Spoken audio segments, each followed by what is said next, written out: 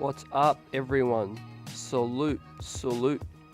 The streets are buzzing.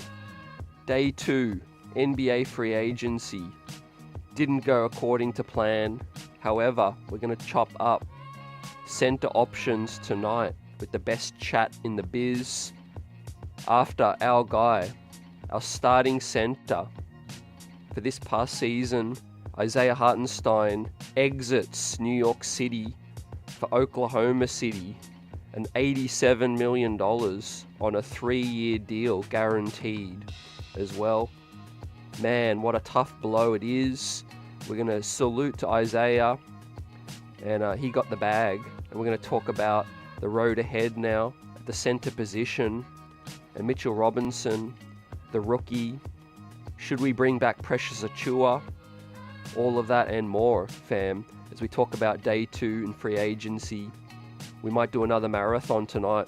We'll see what happens, but we'll shout you out, and we'll talk about the road ahead with this squad now that Isaiah Hartenstein is no longer a New York Knick. Man, it is tough.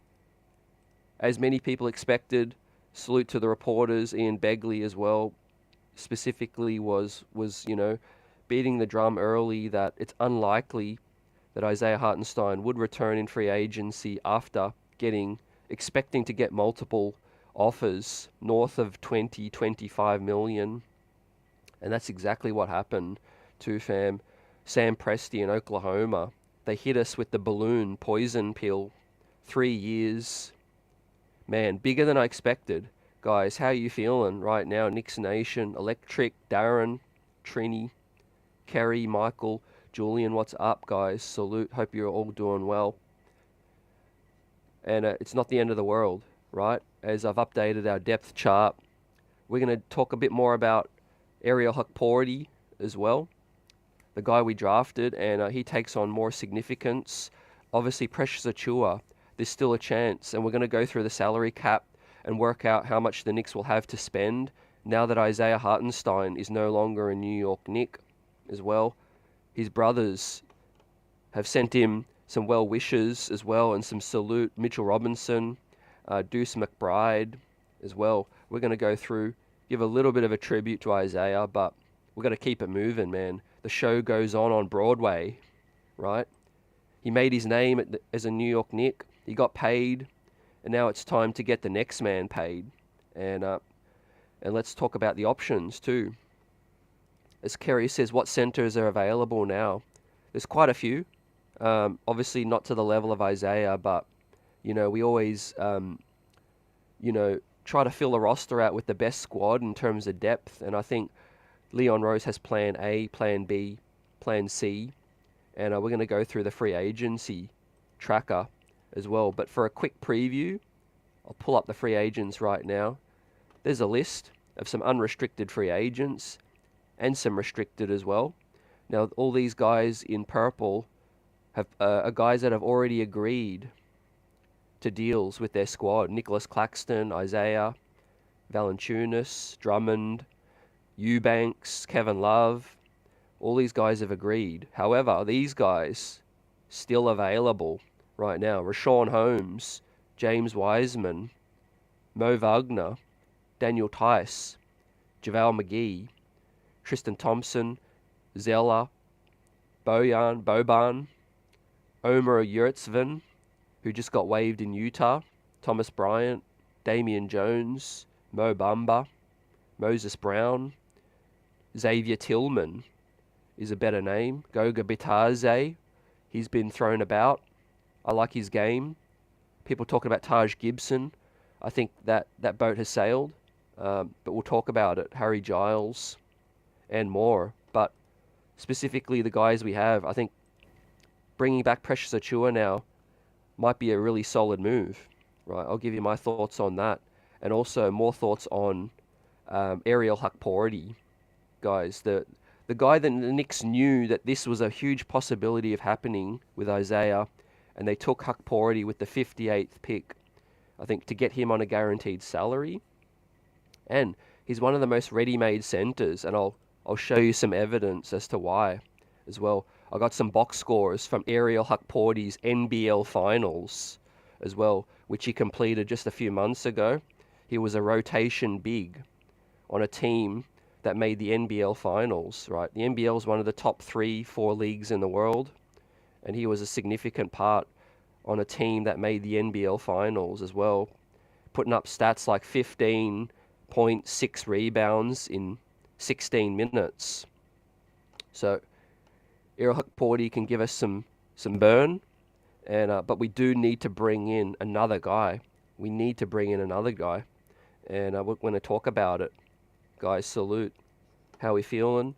Isaiah Hartenstein, man, what a ride it was for 2 seasons, but it comes to an end right now. Mitch Robinson says, love and we'll miss you, bro. Thank you for everything that you put into this squad. So that was Mitchell Robinson, man. Those guys were like brothers, really. There was a real chemistry between these 2 guys.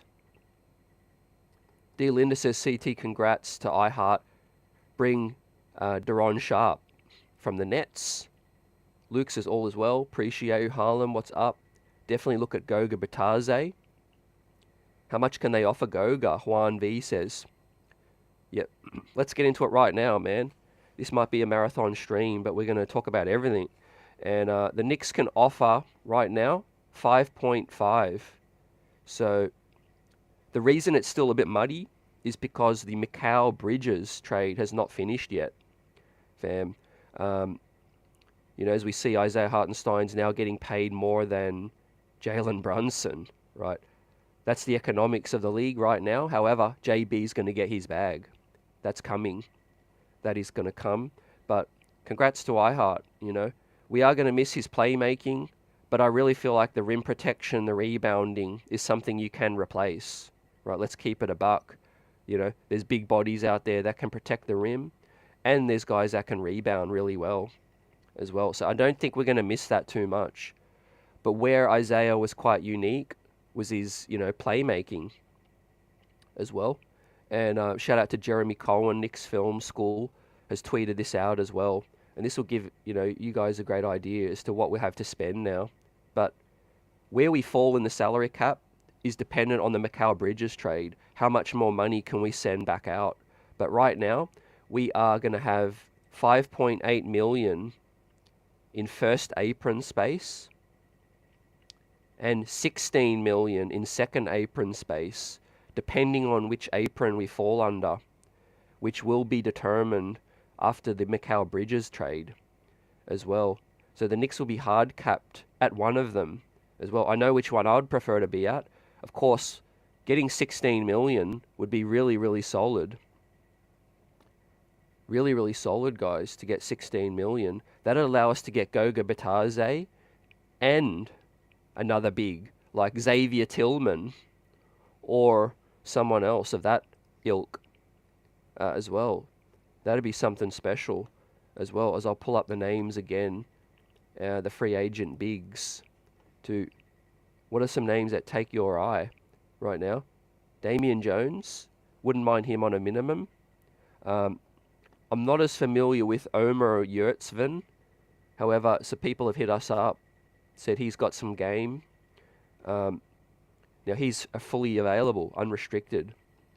So there we have it, guys. It's about 5.8 million or 16 million, depending. Juan says, yeah, Goga's style fits best. Something a little different. He can space the floor out too. You know, when we look at the current rotation, we've got 2 shot blocking bigs, rim runners, and guys who are beasts in the paint. Let's mix it up and get a guy who can stretch the floor out a little bit too. What's up, Robert? Says Knicks plan B. Next up should be re-signing Precious ASAP. Yeah, I'm starting to obviously appreciate Precious Achiuwa a lot more. You know, throwing him back into the graphic now with a question mark, because adding him back to the squad would give us power forward depth and, you know, third string or backup center rotation as well. But I'm higher on Ariel Hukporti than a lot of people because I've seen him. And, I've seen him up close, and I think I know how he can impact as well. Michael says, league is moving away from these slow centers. Love to Zay, but next man up. Yep. I feel the same, man.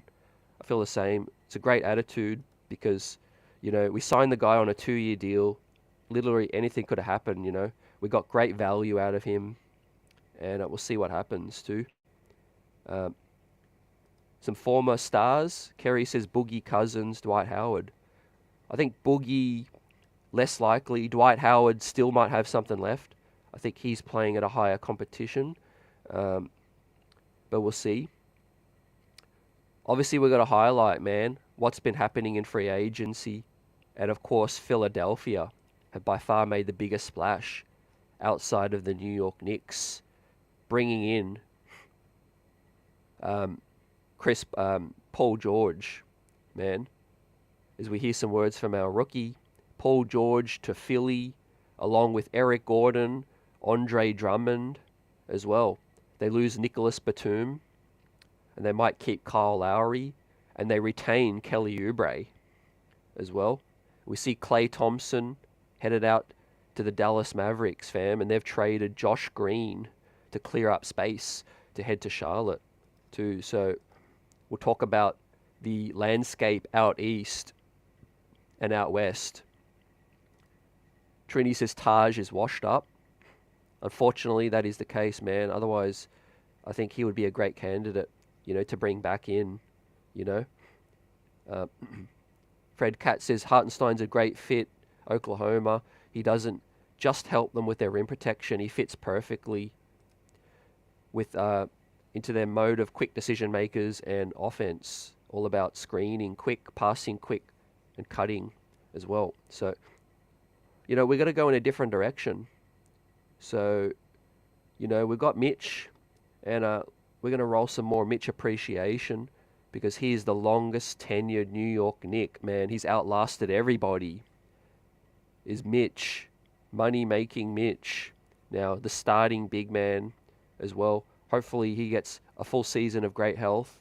And obviously we know what he can do when he's fully healthy. He's the best offensive rebounder in the league. One of the best shot blockers as well. He was on track for defensive team before he went down as well. So, and then we've got another, kind of younger, somewhat experienced big in Hukporti. Not NBA proven yet, but NBL proven. And he's a similar mold. So for a third guy, I think we could get a guy hopefully like Bitadze who can stretch the floor out, but also protects the rim as well. Not as strong in the paint, but can give us something a little different. And then you bring Precious back. I think that would be a solid plan. What do you guys think? Coach says Wiseman is intriguing too. That could be a solid upswing. Although I don't know if the Knicks have the luxury, to flirt with a guy that's sort of been going to be a reclamation project. Again, we might need to go for someone with a little bit more of a higher floor, higher ceiling. To Gerard, Tatum, Derek White, a lot of these guys getting the bag right now, getting signed up to. Yeah, Kerry, the guy, I think, you talking about Dynamo Skapentsev, the Ukrainian big man out in Westchester. He could be a look. He could be a look as well. I know he came in for a minute as well. So, as I said before, man, Ariel Hukporti played in the NBL Finals. It was a best-of-5 series. The team lost in 5, but it was a hell of a series. And these are some of his box scores from these games, right? The first one on the left, he put up 15 points, 6 rebounds in 18 minutes in a professional game. Another game, he put up 9 rebounds, 6 points, and 3 assists in 16 minutes. And another game, he put up 6 points, 4 points, 6 rebounds in 14 minutes. as well. So this is a pro NBL finals, high intensity, you know, closest to the highest level that you can get outside of the NBA. So I think he's, he could be the second or third string if you're in a pinch. But obviously we've got that money to spend now, and we're going to get someone too. So that's important that we do get someone in. Let's look at some other available free agents on the market right now. And I'm going to pull this up from Keith Smith. Welcome in, everyone. If you're coming in, if you're new, appreciate you for joining us. Smash that like button, like and subscribe. We've got the best chat in the biz, buzzing, right? So, according to Keith Smith, some top free agents at each position. Center spot, we've got Mo, we've got Xavier, Bitadze, James Wiseman, and Metu. What are your thoughts on that? If I'm ranking them, I'll probably put probably Bitadze or Mo, number 1. Xavier Tillman, number 2. Wiseman, number 3. And then Metu, last. So, I'll probably go Bitadze, Mo Wagner, Tillman, Wiseman, and Metu. But all of these guys have got experience, right? Obviously, it's a steep drop-off, man. I'm not going to lie. It's a steep drop-off. But if the Knicks can free up that $16 million spot from the second apron, that's going to give us quite a bit of room, maybe to get 2 more guys. What do you guys think? Regardless if we bring back Precious, we need to sign 2 more bigs, in my opinion, right? Whether it's a power forward and a center, or whether it's 2 centers. I feel like we just got to get 2 more bigs. And look, if we move on from Jericho Sims, then I won't be mad. What are your thoughts? Coach says let Precious walk. Johnny Chiba, what's up? Let's go. What needs to go down with Mikal Bridges' contract to get to the second apron?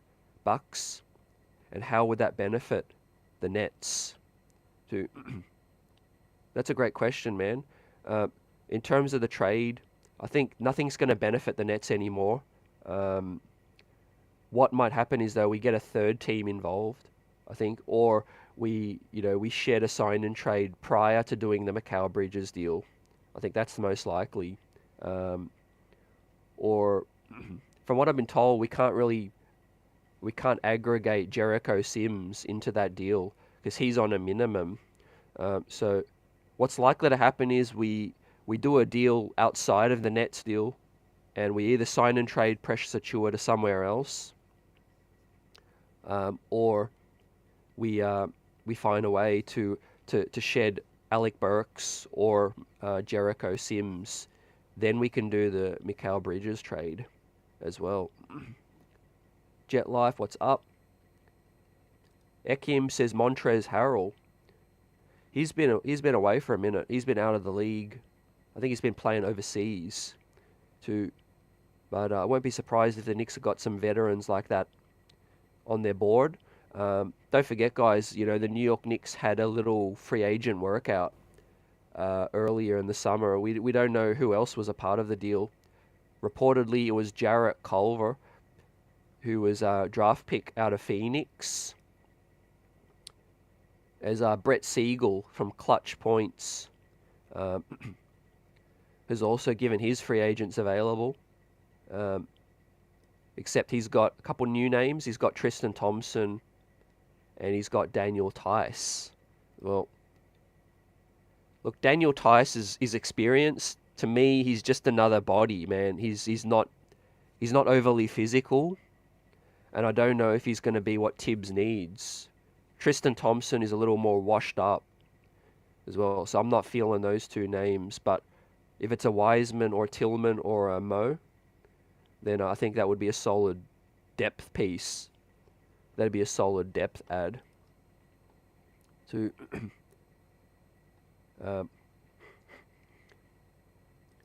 Anthony says we'd probably have to trade Deuce in a Bridges deal to get to the second apron dollars. We do have Rokas, the guy from Marquette. We picked up at 34 as well. Kolek. Don't forget we still have Diakite on the roster. The reason I've not put him on the graphic is because Mamadi Diakite is on a non-guaranteed deal, and it doesn't guarantee until January. So with that, we can either just let him go, or we could aggregate that, hopefully in maybe some other deal. But it is unguaranteed. We can shed that deal as well if we like, as well. Precious is obviously, he's completely off the roster now. We're in the new financial year, and the New York Knicks have not extended a qualifying offer, but we can change that. We can then make him an offer, I think, now with some cap space, hopefully. But look, not all is lost, because even if we're at the first apron, as Jeremy put out here as well, 5.8 mil is going to be enough to get someone in the building, right? See, a lot of these veterans, their market value is pretty low. They're not going to be getting a huge bag. As I pull it up again, Yurtsvin would be something. I think that would be more of an upside swing. Out of all the reclamation projects, Wiseman and Bamba, to me, make the most sense, because we've seen flashes. We could kind of see what they're capable of doing, but they've just not been able to put it together, and that is concerning. But, we don't really have that luxury right now. Those guys are real, NBA talented players come up, but they just need a fair shake. They need an opportunity, perhaps. I'd rather go that direction than Taj Gibson. Yeah. But in terms of guys that are more serviceable, more reliable, I think Xavier Tillman, I think Shemezi Metu, and Goga Bitadze, of course, as well. Interesting name, Mike Muscala. I wouldn't mind him as a backup 4, but obviously he's not a 5. 2 guys as well. Yeah. The Knicks kind of knew what was up, and they took Ariel Hukporti with the 58th pick too. So the reason that was such a sneaky great move is because he fills a roster spot. He fills a huge need, and he's on the lowest possible salary of 1.1 million. So that is the best chance to fill a roster spot at the lowest price, and he fits the need. I just wish we had taken 2 bigs if we had the opportunity, So, yeah. Max Payne in the building. Even best. I'm in Australia right now. I'm from Melbourne. And that's exactly where Ariel Hukporti was playing his club basketball in the NBL. I had the opportunity to scout him, see him live as well. He's a real high motor dude. Yeah. Yeah, Kevin, I remember you were definitely begging us to take a centre that night that could develop. Now we're looking at leftovers from the centre spot. Look, don't sleep on Ariel. Don't sleep on Ariel. I think he does make the roster now, and the Knicks know what's up too. For those of you that missed it yesterday, I showed back in January when Walt Perrin travelled to scout Ariel Hukporti, and they watched him live and they liked him. They were always planning to look at him in the second round, and that's what the Knicks were doing. So they already had a plan B, plan C, way before Isaiah even hit the free agent market. So never doubt this front office, because they see the writing on the wall, and they know what's up too. What's the overs unders that Taj Gibson comes back, right? Tibbs has got to be tempted, man. He's got Taj Gibson on speed dial. Does he break glass in this emergency training camp deal, maybe? Look, Harry Giles, that wouldn't be the worst move, I think, for some big man depth. What do you guys feel about Harry Giles right now? Bismack Biyombo, older name, not much game left, I think. So let's see. Cody Zeller could be a more of experienced guy. He's a big stiff.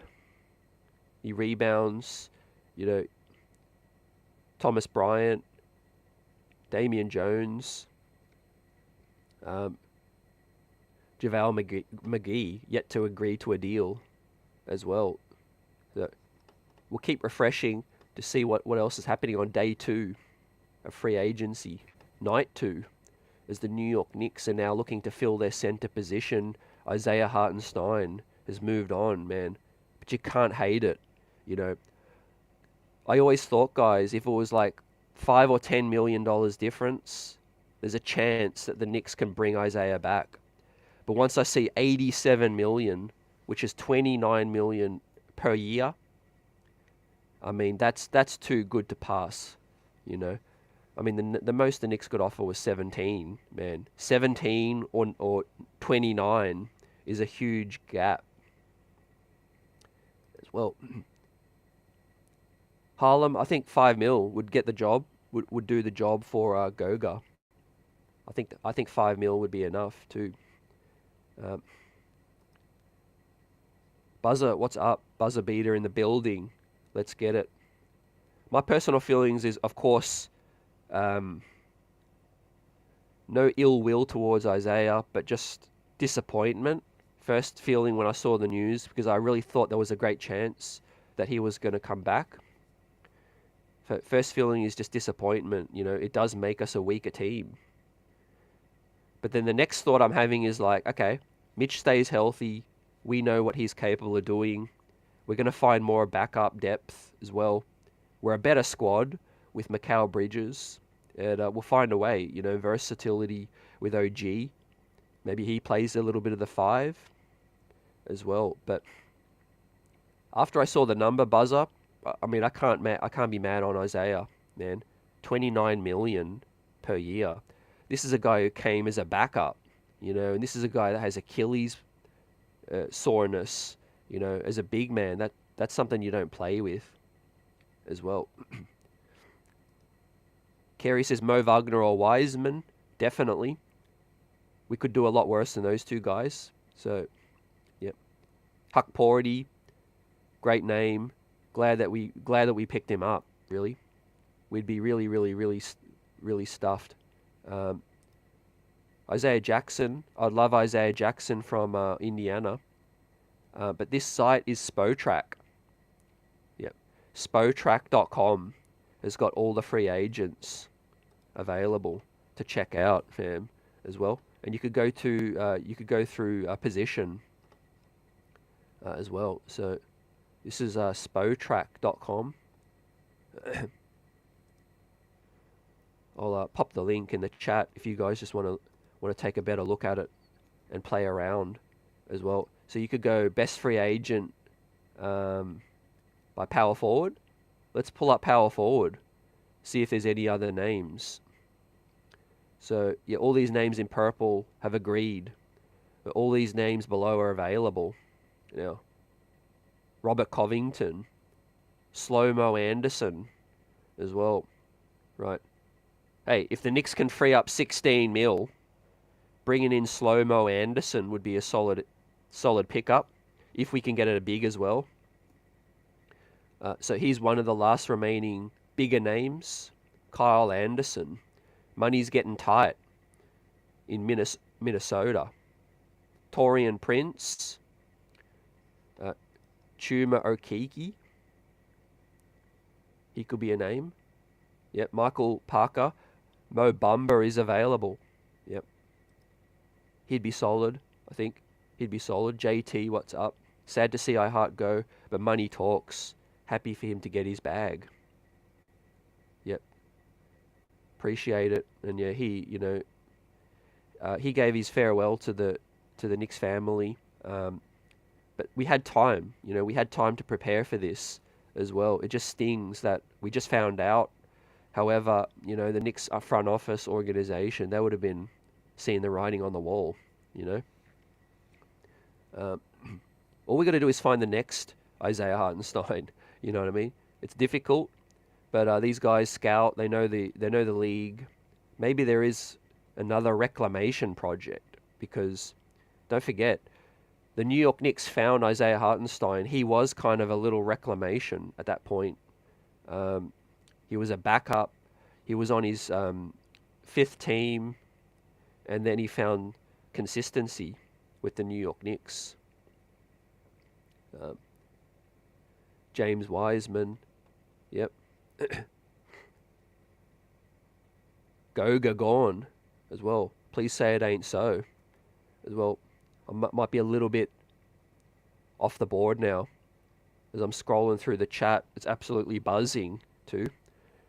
All right, so Goga might be off the board, guys, but let's continue along in terms of the power forwards. Maybe some of these guys can give us some more depth. Obviously, Precious knows the system. Markieff Morris, Dario Saric. I don't mind him if we're talking about $2 million. What's up, G-Man? Dirty Dancers in the building. Michael says I forgot about that Achilles as well. Yeah, that's the thing, and it could go into the most smallest of factors. If Isaiah feels like he's fully healthy, maybe he doesn't take that bag. You know what I mean? So you can't hate on him. You just don't know someone's personal circumstance. He's got to look after his wife, his child, all of those things. It's not just about him. But yeah, I'm kind of surprised Slow-Mo is still available. If the Knicks can fall below to the second apron and get 16 million, we're gonna be able to go shopping, not just window shopping, if you know what I mean. We might be able to wreck someone else's plans. Danilo Gallinari, maybe he finishes his career where it all began, in New York City. Here's one name, guys, that you need to look out for is Dominic Barlow. Unrestricted free agent, San Antonio, let him go. Man, he is a young, up-and-coming power forward, 6'9", and worth a flyer as well. Kai Jones, don't think he fits the culture, but in terms of talent, there's upside there as well. Now let's get to the news. It looks like Goga Bitadze has found a home, and it's not New York, unfortunately. Goga Bitadze is returning to the Orlando Magic on a 3-year deal for $25 million.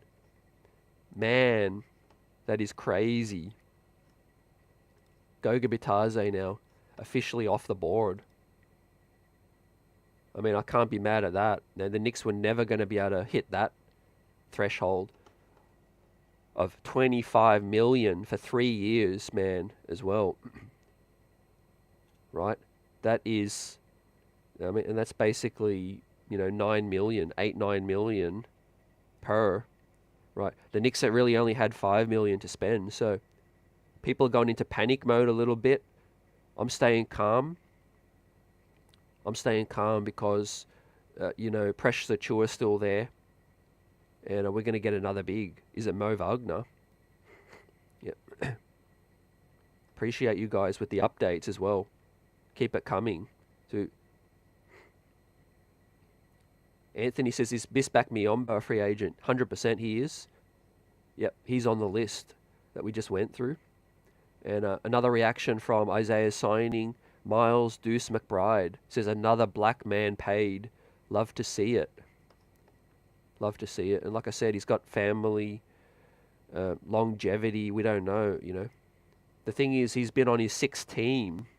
So he's a journeyman, is Isaiah Hartenstein. He found a home for 2 seasons, and he capitalized. Now, Ekim says Precious is the best available.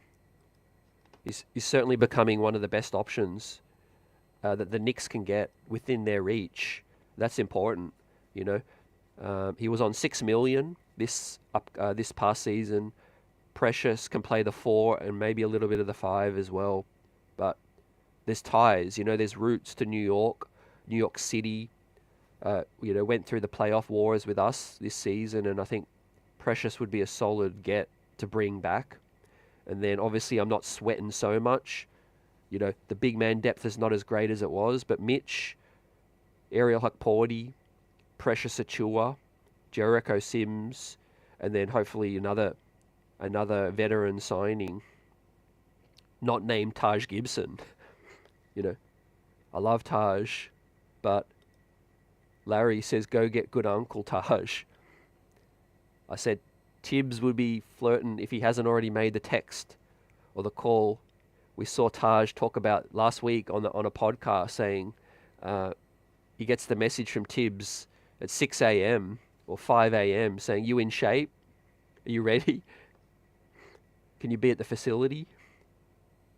No, I think we saw Taj go out, I think in a way that I'd rather not see him.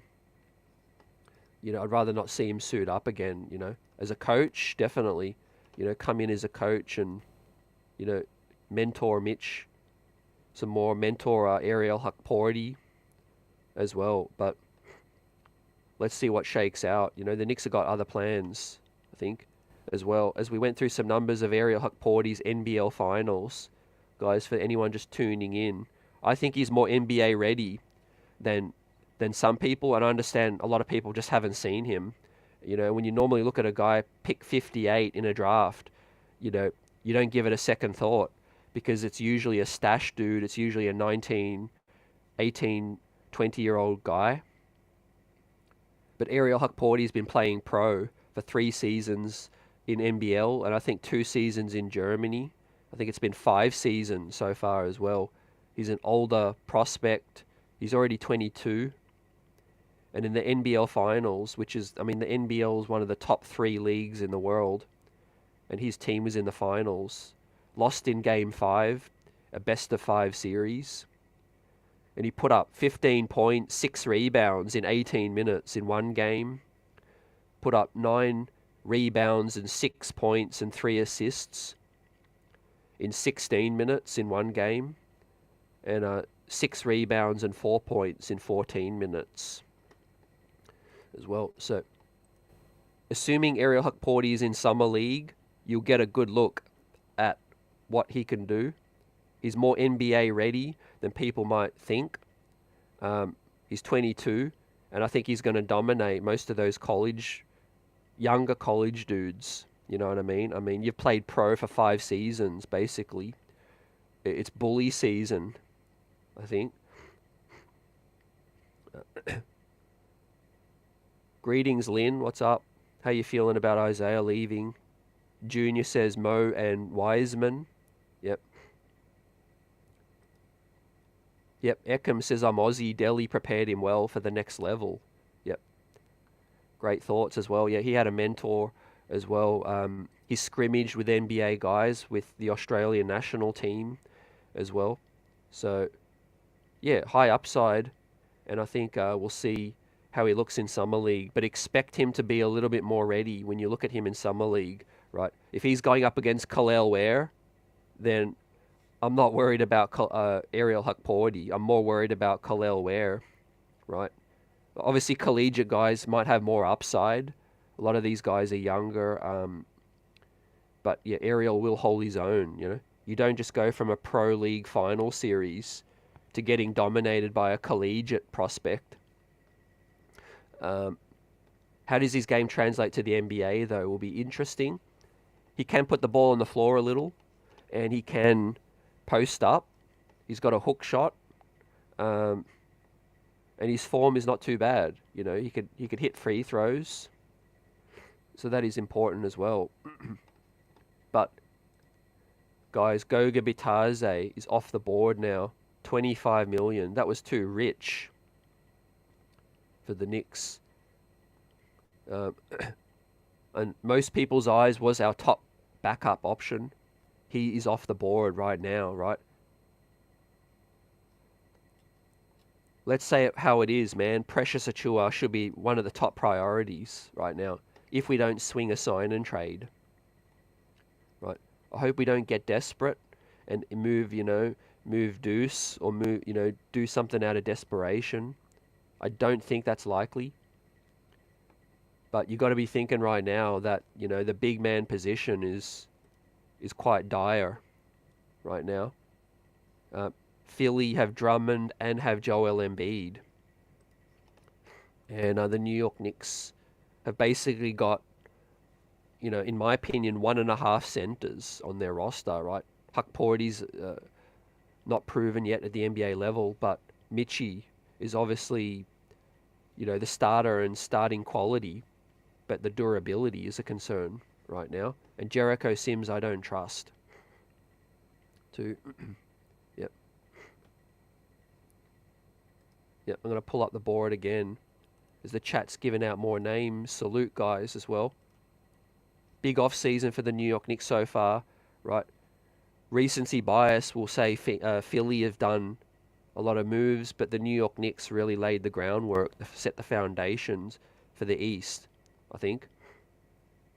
So these are the top power forward unrestricted free agents. Look at Precious Achua there. So the Knicks have not extended a qualifying offer, which was supposed to be $6 million. Dario Saric had his moments in Golden State as well. He's a power forward that can rebound and shoot it. Trendon Watford is a restricted free agent. Let's see what happens with him. We've got Thad Young, Gallinari. I like Dominic Barlow at the power forward spot. But we're going to flip it back over to the centers because that's where we need the rim protection, right? And I look at the center market. A lot of the money has been spent on Claxton, Isaiah, Valanciunas, Bitadze, Drummond. And then it's a bit of a drop-off. With the money we had, these are the guys who were in our range. From Eubanks down underneath. Kevin Love, Luka Garza, DeAndre Jordan, Mason Plumlee, Luke Cornett. Now, unrestricted free agents, man. Keep an eye out on Washington. I see fans from Washington going crazy because they've signed Valanciunas, they've got Sarr, they've got Rashawn Holmes, and they've got another big man. So they've got pretty much 3.5 or 4 centers. So look out for Washington. Does Rashawn Holmes leave the Capitol? Does he leave? He's an unrestricted free agent. Rashawn Holmes, would he interest you? DeMarcus Cousins, Wiseman, Taj. I don't see the Knicks going that deep into the free agent market. AP says, did Philly and Orlando pass us in the standings? It's a no for me. It's a no, fam. I'll tell you why. We beat Philly, right, without Julius. And we didn't have Mikal Bridges, obviously. So that's a huge upgrade. I know they're getting Paul George, Eric Gordon. They're bringing back Kelly Oubre. But Eric Gordon's kind of like, he's just a replacement for Nicholas Batum. He's not going to do much else, right? Even if they bring back Kyle Lowry. So the New York Knicks bring back Julius Randle.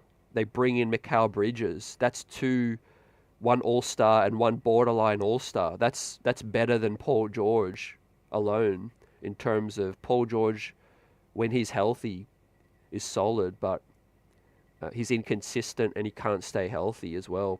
And of course, Joel Embiid's health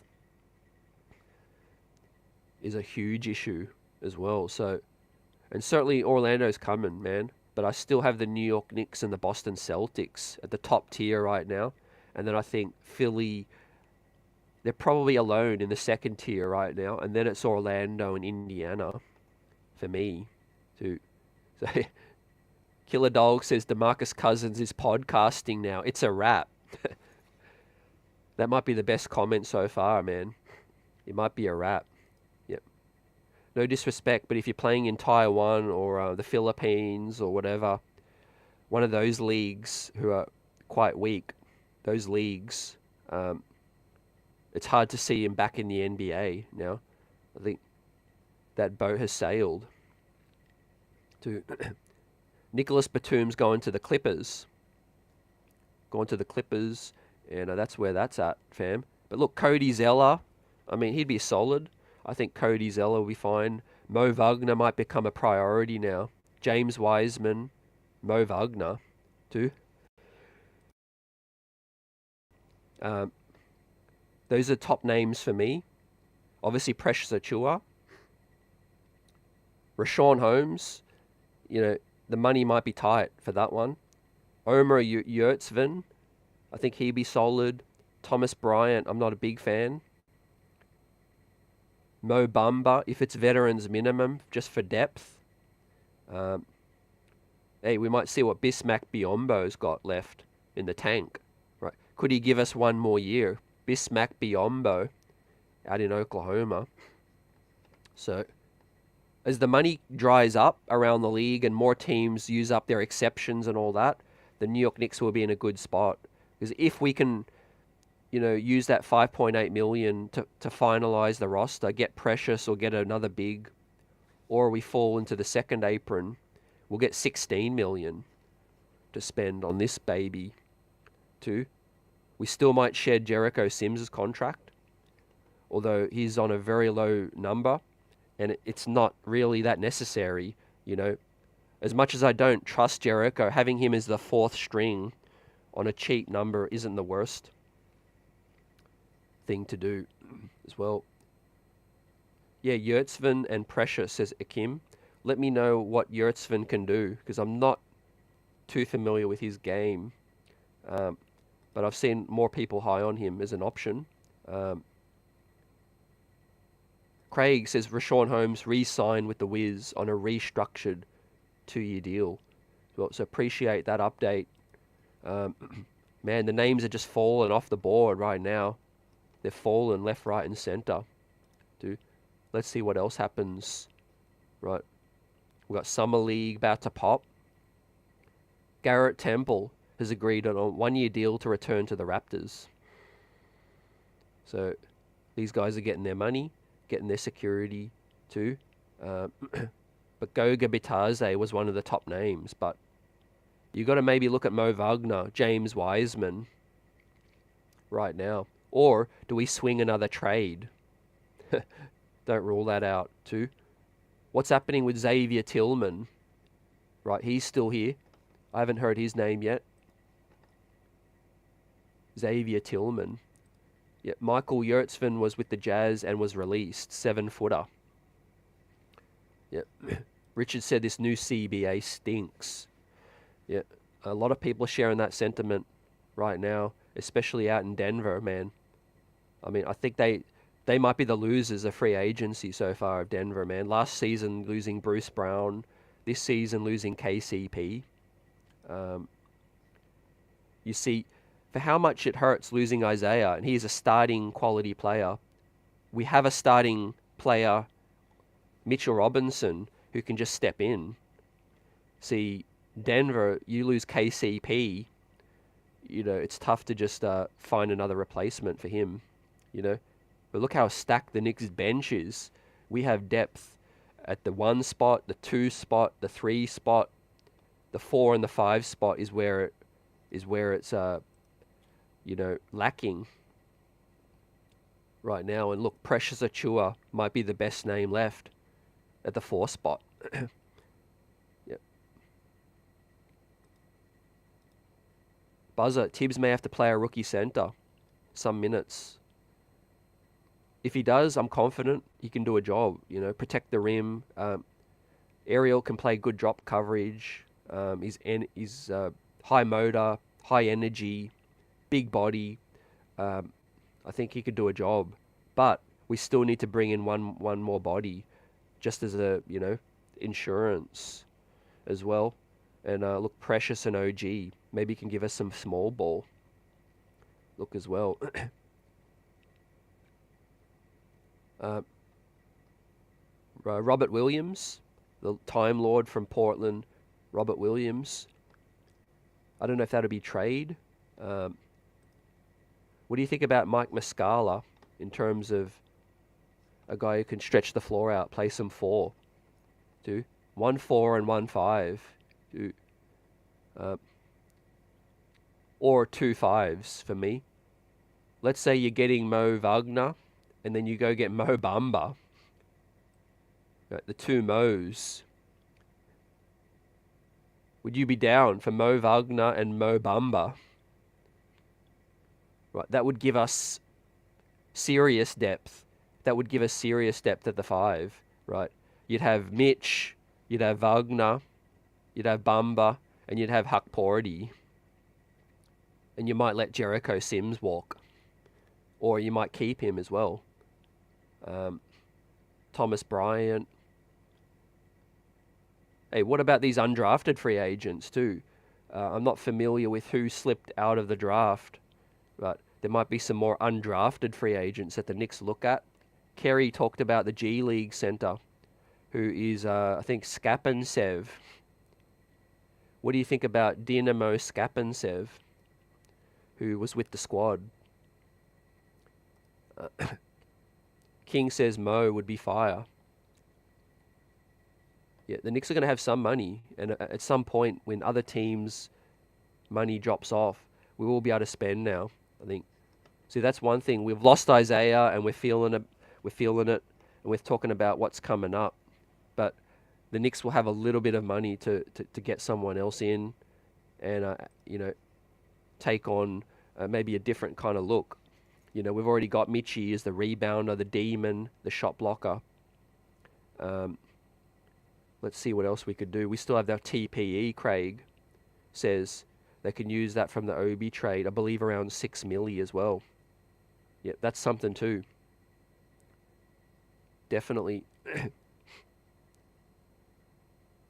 Obviously, we just need big man depth too, because Mitchie, if he's starting on opening night, playing more than 33 minutes, right, not ideal, right? You want to prolong his health as long as possible, as best as possible, right? So whoever else we're going to get in has to be prepared to pay 18 minutes minimum, hopefully 20 at that. And we might need to look at playing Randall and OG a little at the 5 as well, just to use some of that wing depth more as well. A big off season for Jericho Sims. What if he comes back with a little bit more refinement? Man. Roll Brown says Dwight.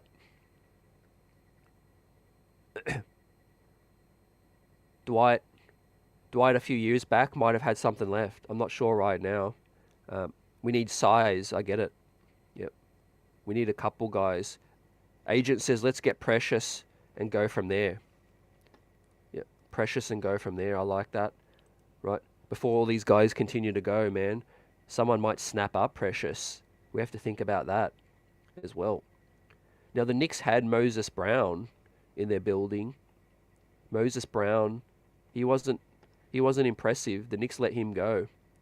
But Xavier Tillman, right?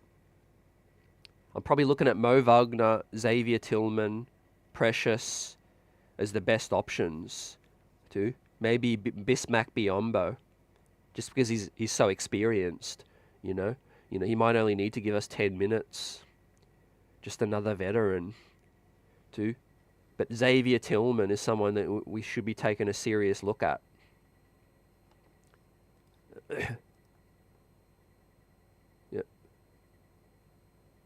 Yeah, Ricardo Valanciunas was a good fit, but 30 million for 3 years, that was tough for us to work with as well. Johnny Davis is center by committee, not bad. It's going to have to be something like that because, let's face it, Mitch ain't playing 38 minutes. Let's keep it a buck. And if we do, I think that'll be reckless because if he's our best big man, which he is, we need to preserve him. So someone else has to come in and give us 20, at least. 18 to 20. And look, Precious is too small. for the 5. For the 4, no problems. But for the 5, I think Precious, yeah, he's more of down the depth chart at the 5, break glass in case of emergency. But thankfully, we got Ariel Hukporti, right? Thankfully, the Knicks knew what was up with the 58th selection and took him. You see, the Knicks were never going to take Ariel Hukporti before 58 because they knew no other team was really going to take him. Not that he wasn't worth that pick, but it works in a different way, A prospect like him was probably in the 50s to 60s on most people's draft board as well. So once they got to pick 56, they knew. They knew he wasn't going to go 57, The Knicks can make some moves. What's happening with Nick Richards? Sho Khan says Nick Richards. I don't see him on the board for some reason. Maybe I missed it. Maybe this website hasn't updated. I don't see him on the list. Nick Richards. Is he a trade candidate or is he a free agent? But yeah, I like the name. I like these names better. Buzzer Beater. I like Ewing. And I like Marcus Camby too. Du says Nerlens Noel. Nerlens Noel, man. Where is he at the moment? Doesn't look like he's a free agent. Maybe they're just on the next page and I haven't flipped over. There's got to be more bigs than this. But it's certainly underwhelming, man. Nerlens Noel, I think the last thing we need, fam, and I respect Nerlens Noel's abilities, but the last thing we need is someone who is questionable, questionable health-wise. We need to get someone we can rely on. I don't care if it's someone really old, whether it's Dwight, Bismack Biyombo, but someone who can be more durable. And we are kind of scraping the bottom of the barrel, fam, but that can change with the money we can spend, 5.8 million when the rest of the money dries up could get us a Mo Wagner, who's a solid rotation player. It also, if we can free up 16 milli, we'd really be able to go after, Slow-Mo Anderson. We'd be able to get maybe James Wiseman. Those guys, Yurtsvan. But mine says Nikola Vucevic. We've got the G League guy as well. Roll says, how about Wendell Carter from Orlando? Yeah, they might be looking to trade him. I did hear that today. I did hear something about him. So let's see. Let's see, fam. But I feel like the Knicks are they're gonna act swift, I think. We might not hear something tonight. We might. But the Knicks do need to secure some insurance, right? It's tough because what we're doing is we're waiting on the Mikal Bridges deal to get done. We're waiting on Mikal Bridges trade, and that's going to tell us, how much kind of money we've got left to.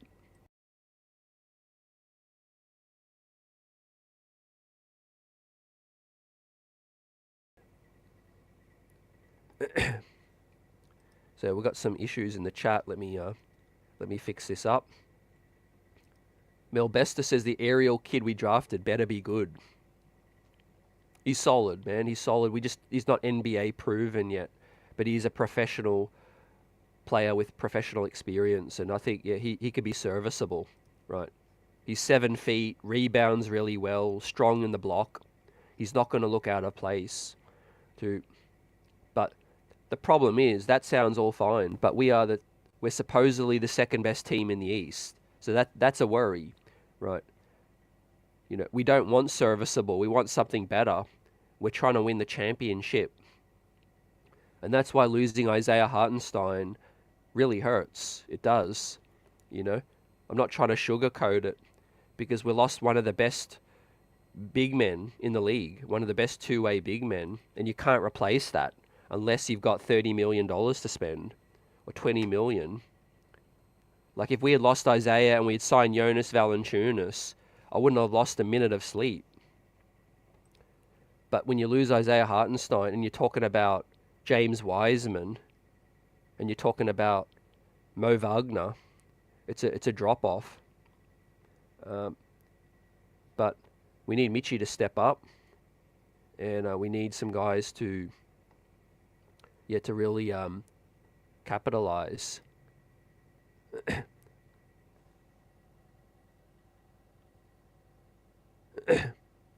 Keep it buzzing, fam. Keep it buzzing.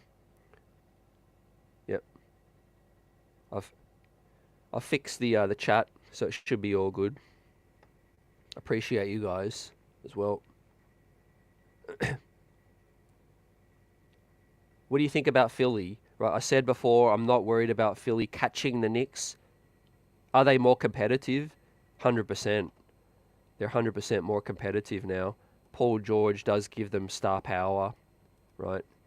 Klay Thompson is kind of a, it's a minor move in my opinion. He could shoot it, but he can't defend like he used to. And in terms of the East, right, obviously the Atlantic Division is the best division in the league, right? Boston, Philadelphia, New York Knicks, and the Raptors, who might be a play-in, playoff kind of team as well, right? The Atlantic Division is absolutely stacked now. So Oklahoma also get better too, right? I know we've talked about losing Isaiah from our perspective, but Oklahoma getting Isaiah Hartenstein now makes them a real threat,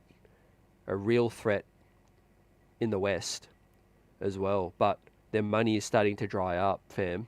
They're gonna have to pay all their guys soon, and we'll see how far their ceiling can go. But for the New York Knicks, we've done amazing cap maneuvering to get to where we're at, and we have a pretty solid depth chart outside of the 4 and the 5 too.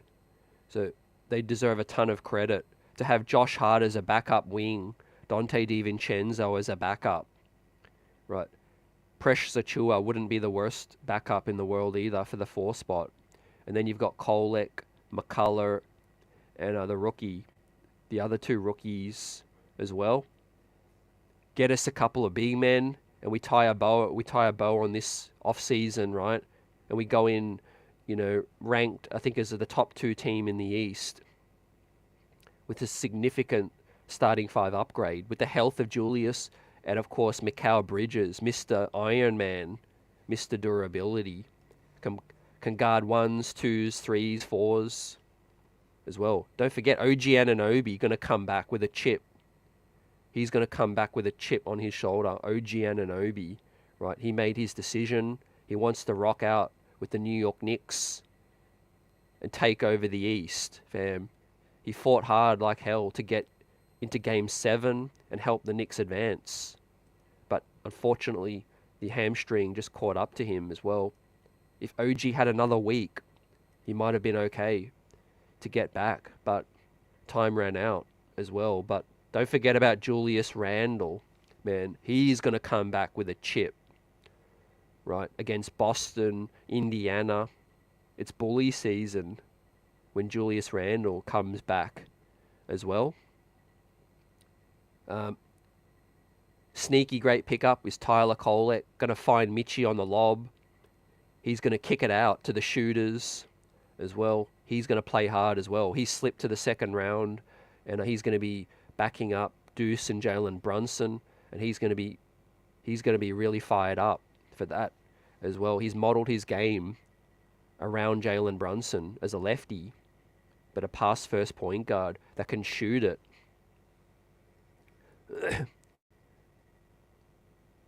Yeah, could we swing some kind of minor move where it's, a minor salary and a draft pick to get a veteran big man? You guys are talking about Robin Lopez.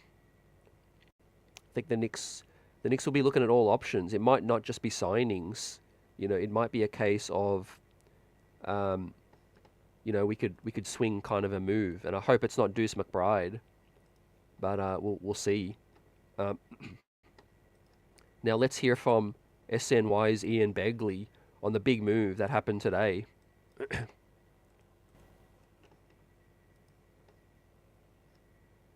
Oklahoma City Thunder agreeing to a 3-year, $87 million contract on the second day of free agency. Knicks losing out on a very important piece in Hartenstein. New York was limited to offering Hartenstein 4 years for $72 million, and they put that offer on the table, I'm told, as soon as they could, right after the NBA Finals. There was a feeling for days now, as we first reported, that Hartenstein was going to get bigger offers in free agency, and it was unlikely that he was going to be able to return to the Knicks, not be able to return, but return to the Knicks because of those offers. And that's ultimately how it played out. But this was a tough decision for Hartenstein. He loved the city, loved his teammates, loved the organization, what happened here last year. And I think that if this wasn't a team in Oklahoma City that was ready to contend or could compete for an NBA title, if it was another team with cap space with this offer, I think it might have gone differently. But the idea that Hartenstein can go and compete for a title in OKC, he can maintain his ability to compete for a title, which he would have had in New York, but now in OKC, that factored into his decision. But the Knicks certainly made it tough, according to people familiar with the matter, and it was tough on Hartenstein. But now New York has to pivot, right? There's not that many backup bigs remaining on the open market, so New York has to figure something out at backup center as they move on in free agency and try to complete a roster and what they hope will be a title contender. Yeah, all sounds legit from Ian Begley in terms of the money. The deal came quickly, and it was too hard to refuse, right? He also says, told free agent big man Precious Achua has received interest from several contending teams and remains open to returning to the New York Knicks. Knicks obviously are in the market for a big man now as well. They should have access to about $5 million taxpayer mid-level too. So for me, where we sit right now, I wouldn't use that on Precious. I would use that on a legit big, and I would probably go Mo Wagner, Nick Richards. Now that obviously Goga Bitadze is now off the board as well. So look, Precious getting interest around the league, guys. Are you worried about that? Right. To me, that's not my biggest priority, and I would love to bring Precious back, but he's not a traditional 5, and that's where we need to prioritize a backup traditional 5 as well. So, yep. Coach says, yeah, the guy from the Australian League that we picked up is better than Sims. Yes, he is. Yep. Take it from me, guys, as well. I've watched him live, and I've also watched Jericho Sims for the last 3 years as well. Walker Kessler is a name out there as well. As I'll continue to refresh, and hopefully the Knicks can secure a big as soon as possible. We're waiting on the Summer League roster as well. So we have some people talking about packaging Mitch as well, which makes no sense right now. Well, we're trying to add to our depth as well. So Mitch is going nowhere right now. What we do need to do is back him up with some more depth as well. We'll pivot back to the free agent list as well. And look, I'm not sweating so much right now because we have some money, right? It's going to be able to get someone, and it is most likely going to be of the likes of a Mo Wagner, James Wiseman, Mo Wagner, NBA proven. Looks like people are telling me Rashawn Holmes has come to an agreement with his squad. I'm not a fan of Daniel Tice. Not the biggest fan, because I just don't think he's as physical. He's as big as physical, kind of big as we need. Cody Zeller wouldn't be the worst thing for a vet minimum, but I wouldn't spend $5 million on him. Omer Yurtseven, I'm going to look up more film on him, but I think he is somebody who could, be a sneaky good ad for the lowest contract as well. Mo Bamba. So yeah, Xavier Tillman, Wiseman, or Mo Bamba are the guys I would spend part of the mid-level exception that we have, or all of it, a part of it or all of it. What do you guys think about those names too? Bismack Biombo's out there as well, but he's a veteran's minimum guy at this point. He's a vet minimum at this point. Ricardo's talking about Gorgie Jang and Myers Leonard. Yep, I haven't seen them on this list, but I don't know if they're available as a free agent at this point. But I think there's better names than those guys.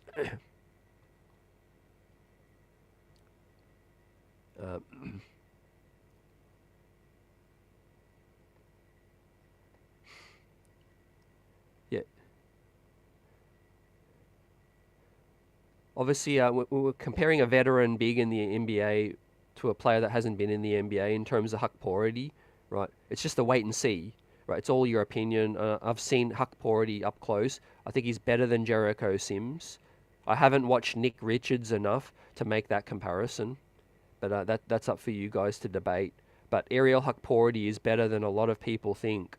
Too, he's not he's not a project as well. He's 22, going on 23, with 5 years of pro experience as well, right? He's had more pro experience than Jericho Sims, just not in the NBA as well, but more solid defensively as well. Nick, yeah, we see your comment. Just don't spam the chat. We see it. We call it out as well. Dwight Howard. Dwight's past it, man. Anyone saying Taj Gibson or Dwight or Boogie Cousins, we're not jumping in a time machine and going back. Anyone that's been out of the NBA for more than 2 or 3 years, it's a wrap, right? You're not just jumping back into the NBA and being a full contributor. You know what I mean? I understand those guys were legends, but it's time to let it go. There's younger bodies. There's great guys out here that can contribute. But the biggest thing is we need durability. I get those guys have the skill set. That's not the problem. It's durability. Father Time is undefeated. And if you're going into starting a season with Mitchie as your starting center, who hasn't been able to finish the last 2 seasons healthy, going into a season with a 38 or 40-year-old as his backup would be malpractice. Now, if we had 2 other centers and Dwight Howard as the 4th or 5th string, veteran locker room kind of guy, that'll be different, but not someone we need to depend on, I think. So, but look, we're not in that bad of a situation as people think, because we've got money to spend. We will get a body or 2 coming in. I mean, and look, realistically, Jericho's played minutes for us. Precious has played minutes in a pinch. Ariel Hukporti, I think, will be able to rebound, protect the rim, and do the fundamentals, right? Is he going to set the world on fire? Probably not, but he will be solid. Fundamentals, that's what it's all about, right? The offense is not going through the big man. It's going to be in Jalen Brunson and Julius Randle's hands. All we need the biggest to do is to box out, grab the rebound, pass it to the guard, protect the rim on the other end, set good screens, and roll hard to the basket. We're not really looking for someone to probably have the same level of involvement that Isaiah Hartenstein did, because there are very few bigs that could do what Isaiah could do. But I'm not that mad, because all that means is the ball is going to be in Brunson's hands more. Mikal Bridges is now here. OG Anunoby is going to need touches. And of course, you're bringing back 2-time All-Star, All-NBA, power forward Julius Randle as well. So all the touches that Isaiah was having, those touches have to go somewhere else now. and it's going to be Julius Randle. He does command the double. Julius is going to be able to kick it out and find these shooters on the elbow, on the wings as well. But yeah, we just need a fundamentally sound big that'll box out, run hard, set screens, in my opinion, play some good drop.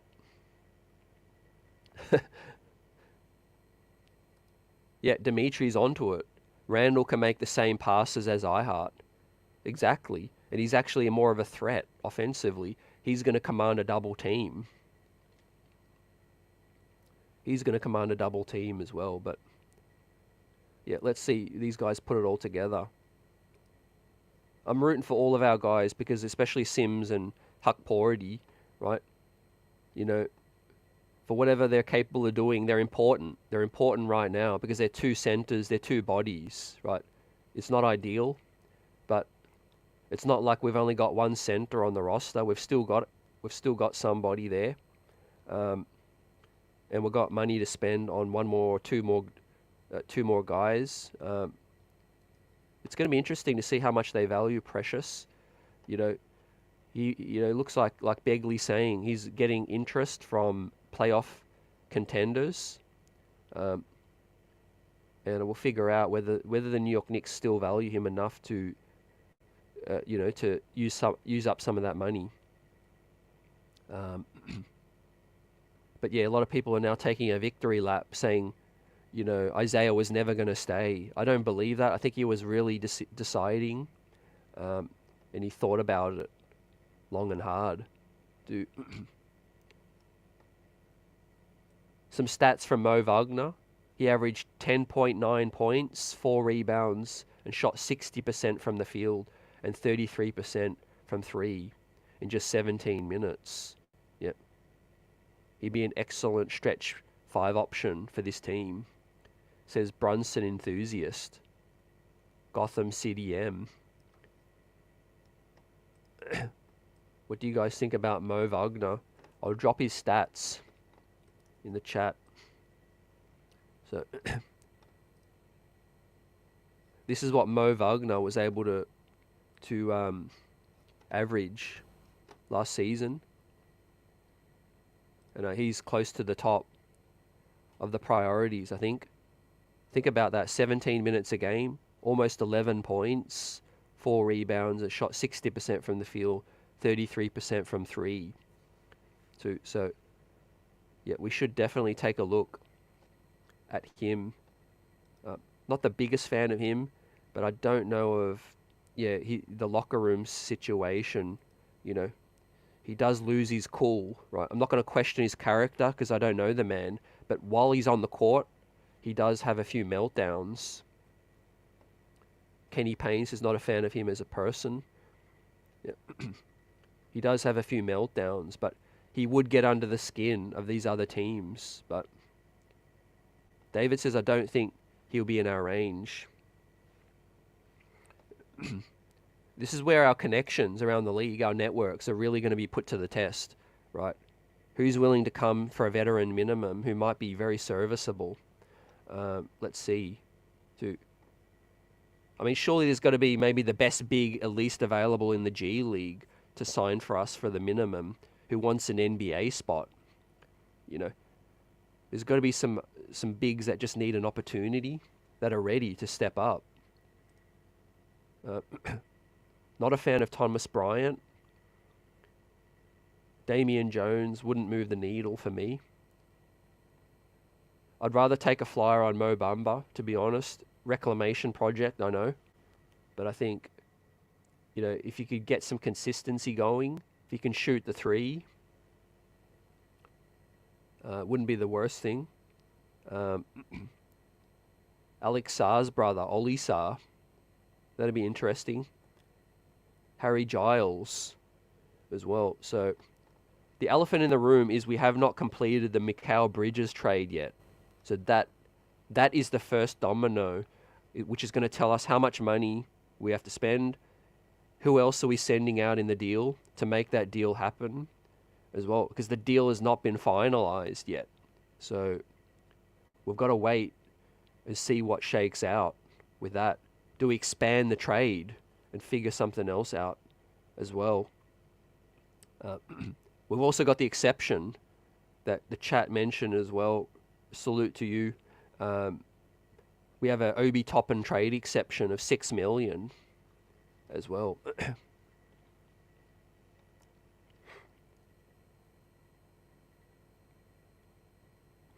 Dimitri, could they sign and trade to add salary? We could sign and trade someone, yeah, Alec Burks or Precious Achua. Yeah, definitely. That makes the Macau Bridges trade work immediately. If we can send Precious or Alec Burks to another team and free up a little bit of money, I think up to 2 to 3 mil, then the Macau Bridges trade happens easily, and we're probably at the first apron, and then we have 5.8 million, 5.5 million to spend to flesh out the rest of the roster, which is pretty decent. I mean, that's going to get us one more big. Maybe we split it, and we sign two guys. That's why the Knicks took 4 draft picks in the and 3 picks in the second round, because depth-wise we were already, hard capped. We were already, so restricted in terms of how many guys we can get now. So drafting Kolek, McCullough, Ariel Hukporti, the most ready-made big man in the second round with the final pick, was a strategy. That was a strategy that the New York Knicks executed. They knew what was likely going to happen, and they had to add some ready-made guys, as well. Buzzer says, how does the Obi Toppin trade exception work? So according to how I know it, is that we can absorb someone of a $6 million salary or less into onto our roster, despite not having the cap space. We can absorb them in a deal into that salary.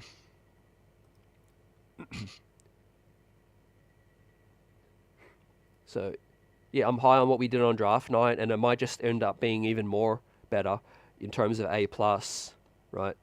Think about this upcoming season. If Kolek, McCullough, and Hukporti give us rotation minutes, it's a home run. If Pacome Dadier, becomes, a first-round draft talent and even contributes this season as well in some way, it's a home run as well. So, yeah, the draft scouts got busy on opening night too. Free agency hasn't gone to the best possible way.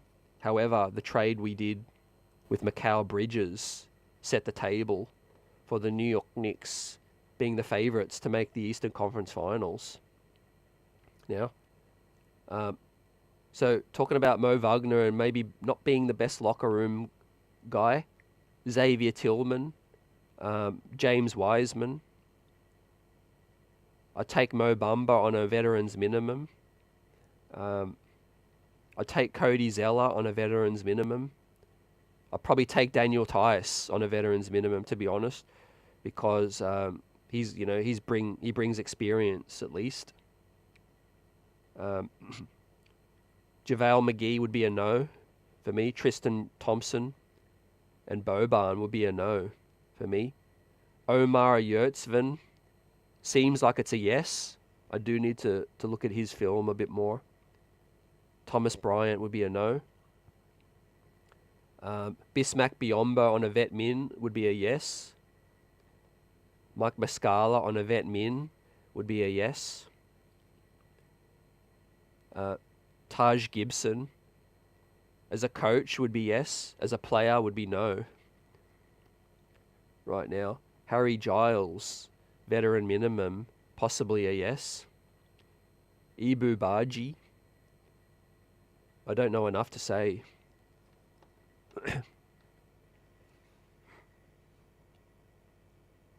Buzzer says, is Pacome that much better than Ryan Dunn? Different kind of players, fam. Different kind of players, Ryan Dunn, it was always about fit for him, which team that he ended up on, would determine how successful he's going to be. but both very different players. Ryan Dunn's more of a defensive prospect. Pacome Dadier's more offensive as well. But Pacome has far more upside. He has the ability to be a dynamic creating wing offensively.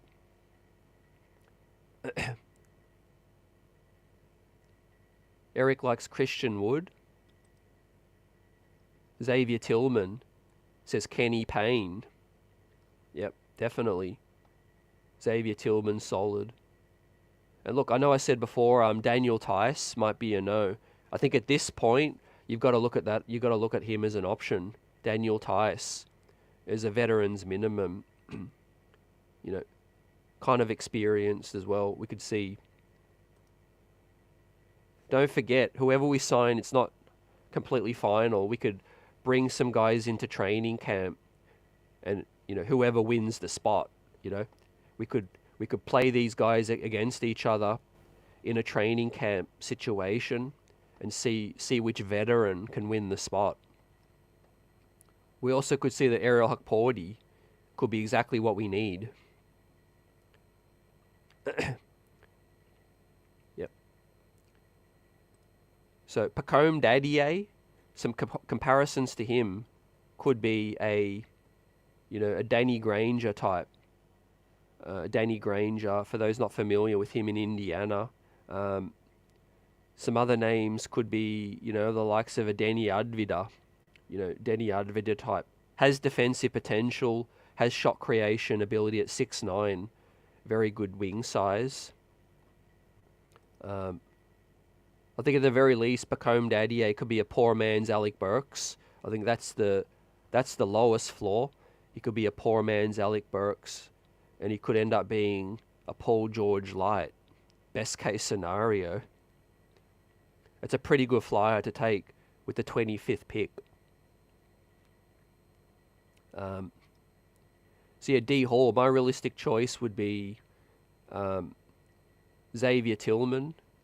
It would be Mo Bamba and Mo Wagner. I think those would be pretty realistic choices. Daniel Tice.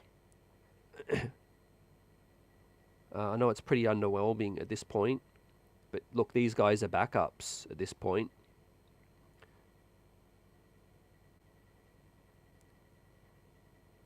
Yeah, Big O to third says Granger and Advidar and Burks were great. Yeah, the thing that looks really unique about Pacome Dadier is his ability to shoot off the bounce, right? Whenever a player is 18 years old and has that kind of touch that they can pull up off the bounce and shoot at mid-range, catch and shoot three is at 38% already.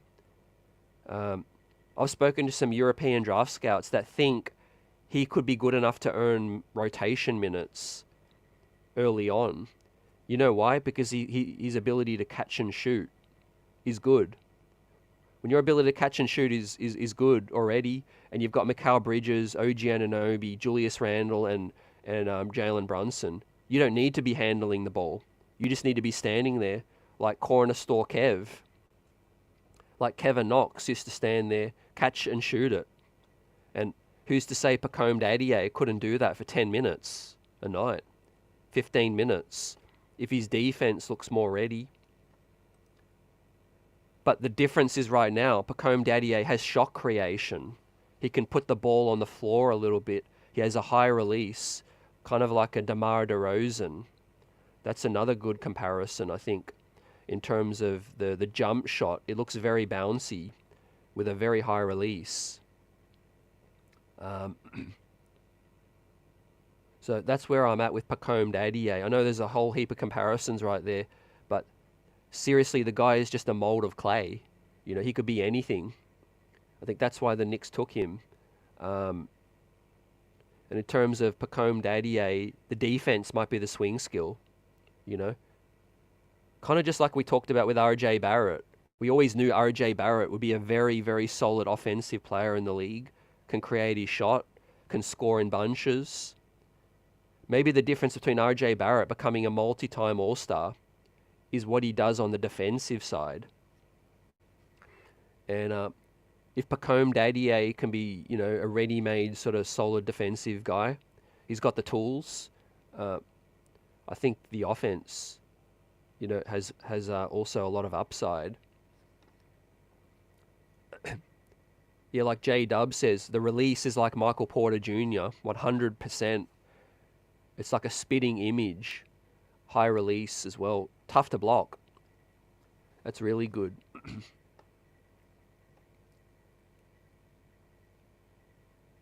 Freddie says, I think we need to go after Wiseman. Yes, that's another name I forgot too. D Hall asked before, who would be the top realistic names? It would have to be Wiseman, Wagner, Xavier Tillman, and maybe Daniel Tice, because he's got playoff experience. You know, I'm not big on Daniel Tice, but you know, you might just get someone solid. That's what we need right now. You know, just someone who can bang, someone who can board, protect the hoop as well.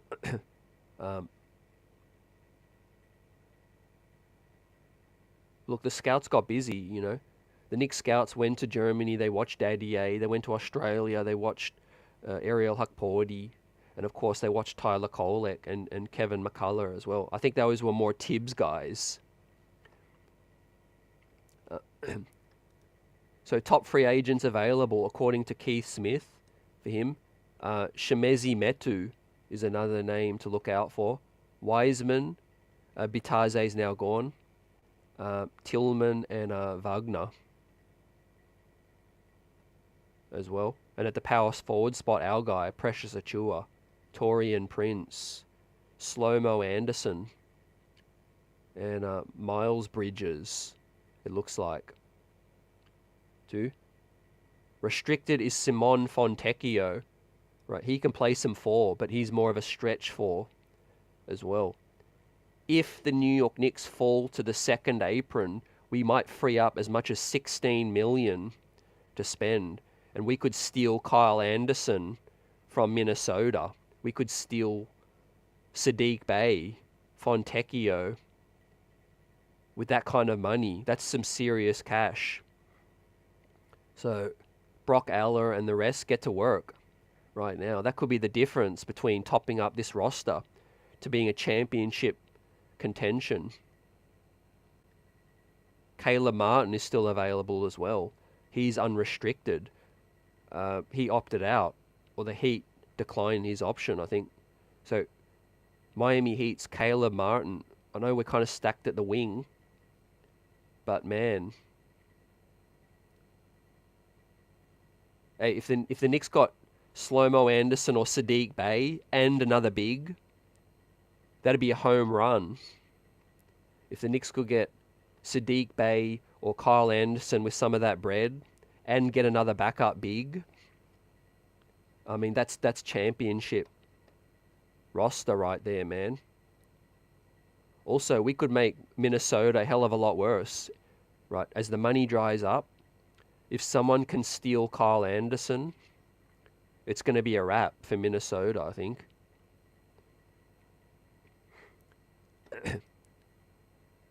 Melbester 9 says Sadiq Bey would fit the Nova guys. He played with all 4 as well.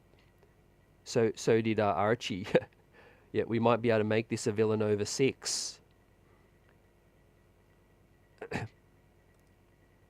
Taz says, let's bring back Precious, develop Sims. He's super athletic. Precious, I think, is very likely. I think that's a real possibility that the Knicks could fit Precious and have a little bit more money to spend on another guy as well. So that makes a lot of sense. Like bringing back Precious and maybe getting a Mo Bamba or Wagner, Xavier Tillman would be solid. Sims will stay. I feel Sims will stay unless he's a part of the Mikal Bridges deal. What's most likely now, if I had to guess, for the Mikal Bridges deal to get done, my what I feel is most likely is, I think, Alec Burks. If we are keeping Precious or going to try to keep him, we can't sign and trade him. So the missing piece to make the deal work might be Alec Burks, you know. We might need to sign and trade him. And it looks like we don't have any, interest in bringing Alec Burks back, right? I understand you've already got DiVincenzo as the sixth man now. You got Josh Hart, you got Dadier, you've got McCullough and Kolek as well. I think Alec Burks might look at his services and think that he can help another team more than us, right? Which makes a lot of sense too. But in terms of what you said about Sadiq Bey and Precious staying as well, Sims staying. Sims still has potential. Whether he fulfills that or not, we hope he does. He's got to put in more work. He's got to, develop some kind of hook shot. We know Sims can rebound. He needs to improve his drop coverage, defense, but physically he's got all the tools. He can switch out on the perimeter a little bit. I think it's just all between the ears with Sims. Processing of the game, and some players take longer than others to process the game defensively. He's a little too slow switching on the help defense as well. But in terms of rebounding, he could do a job. Yeah, appreciate you. Like and subscribe if you're new. Welcome in. Free agency is buzzing. On the streets are buzzing. And we've got the best chat in the biz, talking about the Knicks reeling after losing Isaiah Hartenstein, right? We made the man, we lost the man now, and it's up to us to fill out the roster to replace him, right? We can't maybe replace him like for like, because he's a different kind of player. But there's people available now that can give us some rebounding. Now let's look at the other guy. According to Brett Siegel, these are his top free agents. Now Dario Saric is an interesting name as a backup four. I think he would be solid, along with Kyle Anderson and Precious. For the big men, he's gone with Mo, Xavier Tillman. I'm not going to mention the next name because I'm not a fan. Daniel Tice and James Wiseman. So I would be cool with any four of those guys outside of the one I didn't mention. Wagner, Tillman, Tice or Wiseman. I think could help us out a little bit. Don't discount Gordon Hayward maybe taking a discount to come to the New York Knicks if the money dries up. I know Tibbs has been a big fan of Gordon Hayward for a long time, man. I know times have changed. The roster looks different. Sadiq Bey would be an excellent fit. He could play backup 4 and some 3 as well. Good insurance if OG misses time as well. Gordon Hayward on a vet's minimum wouldn't be bad, but I don't see the need. But you never know. I guess an injury to Hart, an injury to Devo, and you need some scoring off the bench. Gordon Hayward could give you that. Let's say Kevin McCullough isn't quite ready yet, or Pacome Dadier. What do you think about Hayward on a minimum for some depth?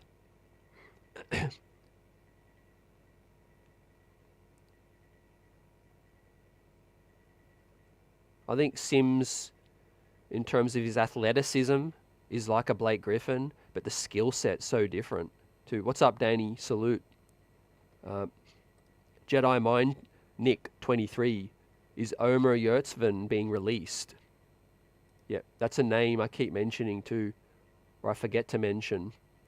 I'm going to refresh the latest news to see what else is happening. But Goga Bitadze, we've missed out on him. Fam. So the best available bigs, man. Mo Wagner, Precious Achua, Xavier Tillman, Daniel Tice, James Wiseman. The New York Knicks are getting busy right now on the phones too. Just like the chat's getting busy. Leon Rose, these guys, what are they going to do now? Where do they pivot after losing Isaiah to... Let's hope they can hit a home run and figure something out. Like I said, if we fall within the second apron, we could get 16 million to spend. If we don't, we'll get 5.5 million. That'll get one of these big guys at least. Now, obviously, if we have the 16 million, we can really go shopping for one of these guys, Sadiq Bey, Kyle Anderson type as well. We don't have a need for Malik Beasley, Isaac Okoro, Gary Trent, Buddy Hield. We don't have a need anymore for those guys. We have enough shooting with Bridges and DiVincenzo and Miles McBride too. We need 4s and we need 5s in the worst way. Yurtsvin. DeRozan to LA. Is that confirmed yet? Looks like it's most likely, fam. Either the Clippers or the Lakers too. Miles Bridges is available. He's available, man. His name is on the list. AP. Top available small forwards, DeMar DeRozan and Miles Bridges too. Now, we've talked about him at length before as well. Talent-wise, he's a big-time piece in the league. Off-court stuff, does he, do the Knicks go to that direction? I doubt it.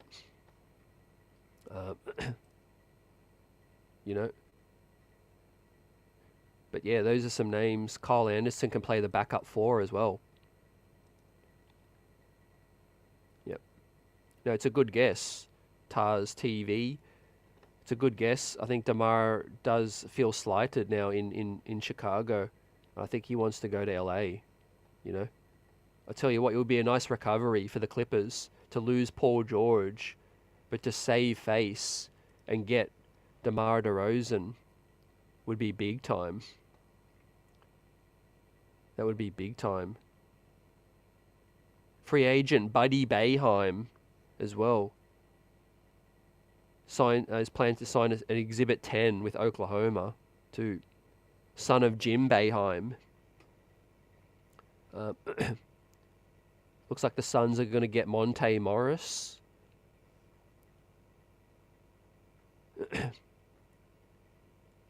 Tyrese Maxey just got the bag today as well. 5 years, 204 million. And he tweets out, "Leave no doubt." How does Brunson feel?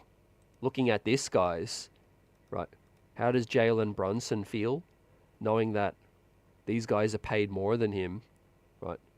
Isaiah's getting paid more than JB. But that's not for long.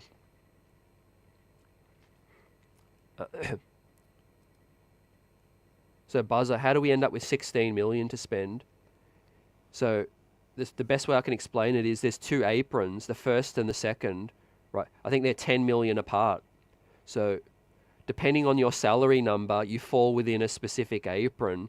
If you fall to the second apron, to help some teams out, basically the NBA gives you a little bit more of a higher number that you can get to. So if the Knicks, after the Mikal Bridges trade, fall to the second apron, they'll get that little bit extra. They'll get that little 10 million more to spend. If we fall within the first apron, it's about 5.5. So that's the 10 million difference, fam. So 5.5 to spend or 16. Maybe the Knicks will be angling to make that Bridges deal so that they can fall to the second apron and get the 16. To CAA, what's up? We got Josh Hart as our backup center. We're not worried right now, man. Josh Hart. We got Tyler Kolek. He can play some backup 5, I heard, at the YMCA. We're going for that positionless new basketball. 5 out. We're going for the 5 out look. Why we match up well against Philly, don't forget, guys, OG Anunoby put the clamps on Joel Embiid. Right. If Joel Embiid is hobbled on one knee, OG Anunoby is going to lock him up. Right. 6'8", built like a truck. You can't back down OG Anunoby and quick. Anytime Joel wants to put the ball on the floor, OG is going to be able to get the strip as well, or pull the chair out from underneath him. So OG Anunoby can guard certain fives, right? Certain fives Mitchie does well against as well, which is Embiid. Now, the bigs that Boston have, Kristaps and Al Horford, those are the bigs that give Mitchie some problems, right? Because Mitchie wants to be near the bucket. He doesn't want to come out to the top of the perimeter and be guarding Kristaps. So that's where OG can come in as well. OG can guard Kristaps on the perimeter, right? Kristaps is not backing down OG, you know. He's too thin. He's too tall. Al Horford, how long can he go, man? He's 39 coming in. So I like our versatility against Boston and against Philly. Indiana, again, we would have beat them, you know, if OG was available to guard Siakam or to switch out onto Miles Turner threes. I think we beat Indiana hands down. Well, those are the top three threats in the East for me now. Indiana, Philly, and Boston. And we basically ran through two of those teams, or we should have ran through Indy. Right? Don't forget, Josh Hart is going to be a lot more healthy, a lot more fresh, playing limited minutes as well. There's no reason to play Josh Hart 35 minutes now when you got Bridges and you got OG and Randall as well. And look, if you guys are looking for a little bet, look at Dante DiVincenzo for 6-man. Right, I think he's going to average like 16. He might average 16 to 18 points off the bench. Dante DiVincenzo. He's going to be a flamethrower off the bench, man. He might be averaging 4 to 5 to 6 threes a game coming off the bench as well. And assuming Mikal Bridges reaches his, status of playing every game, you don't have to worry about Dante playing too many starting minutes to be ineligible. I think to be eligible for a 6-man, you can't have too many starts. But if Mikal Bridges continues to be that Iron Man, then Dante's not going to get those starts.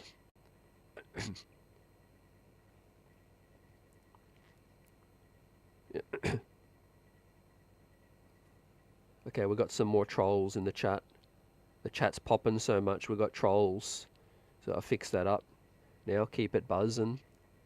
CA says Hartenstein chose a farm over Broadway.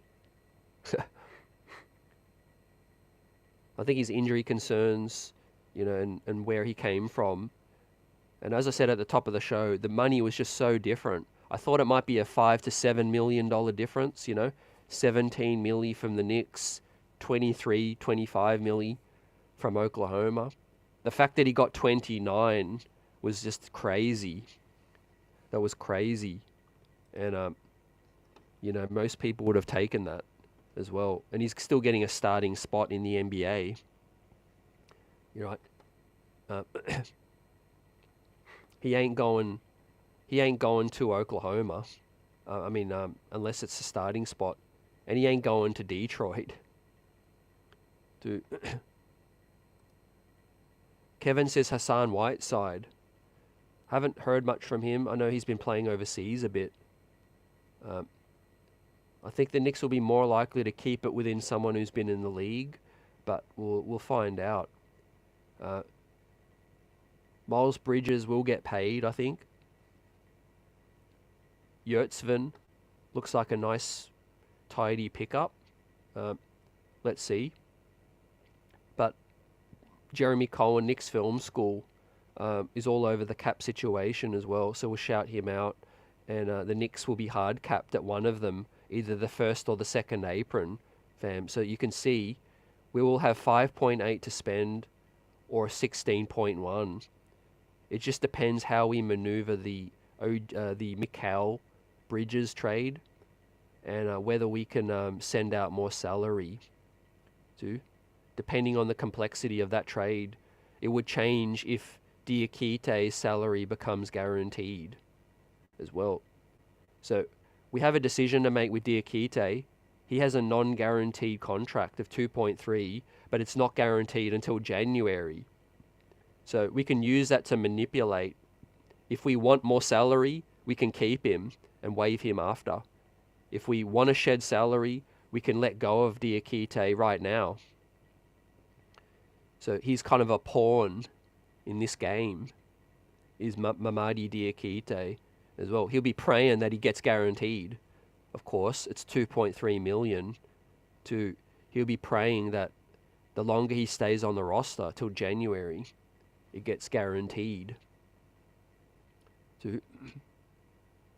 But yeah, the first and the second apron, there's a $10 million jump from 178 million to 188. Well, we have 5.8 million in first apron space right now that Isaiah's left, and we could get 16 mil in second apron space if we can hit the second apron. So look, I'm not worried because Brock Aller is the best in the biz, and they'll already know what's up. They'll be figuring it out. And I also heard Ian Begley say that the Knicks feel confident now that they've got something lined up. That's what he said. He said there's optimism, there's confidence in the front office that they've got some things lined up in terms of salary. The newest Nick, Pacome Daddier, he could surprise some people too.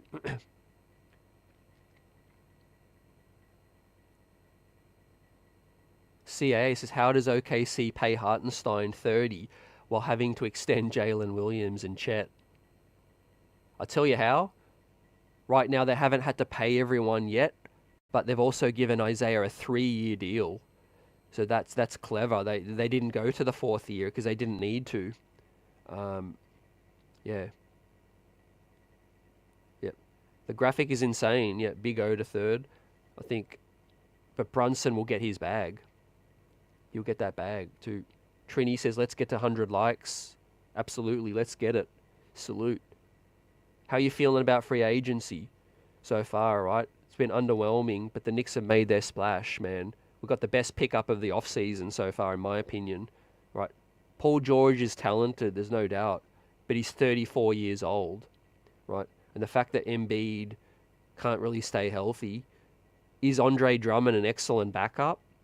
We've already seen Andre Drummond, the best and worst of him, in Chicago, right? He does what he does well, but he's not exactly an offensive threat. So I'm not shaking over the backup of Joel Embiid, right? And Embiid himself as well, health-wise. To the New York Knicks got firepower coming in.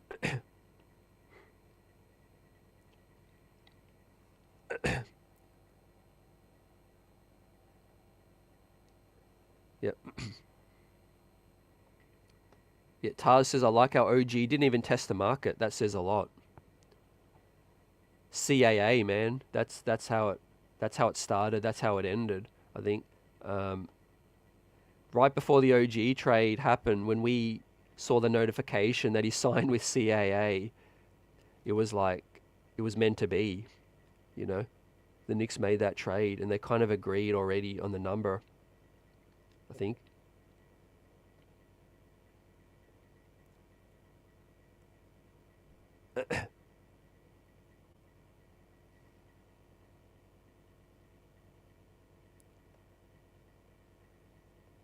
Trini says, underwhelming, but let's see how we close it out. Look, the roster looks pretty good to me. I know there's a few holes at the big man spot, and we will fill it. Like I said, we have 5.8 or 16 mil, and Precious might be there, might be back, but we will get 1 or 2 more bigs.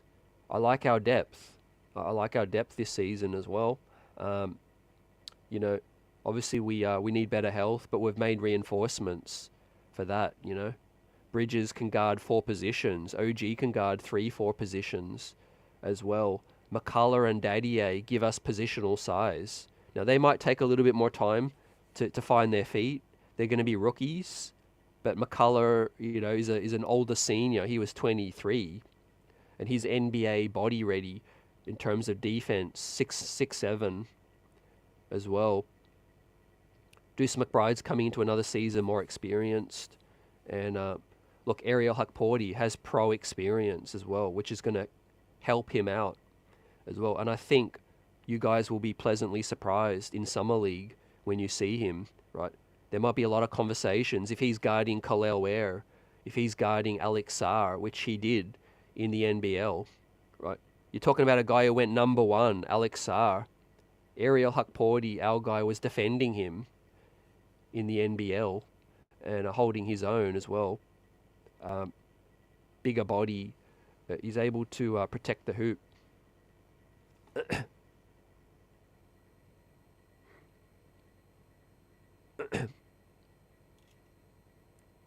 Jamal says, let's re-sign number 5. Danny says, what about taking a chance on Dwight? I think that boat sailed, man. I think that boat sailed. And I think, look, if Dwight maybe comes back, he probably helps Philly, where he used to play, where he probably goes to the Lakers. Khalid says, we better get insurance for Mitch.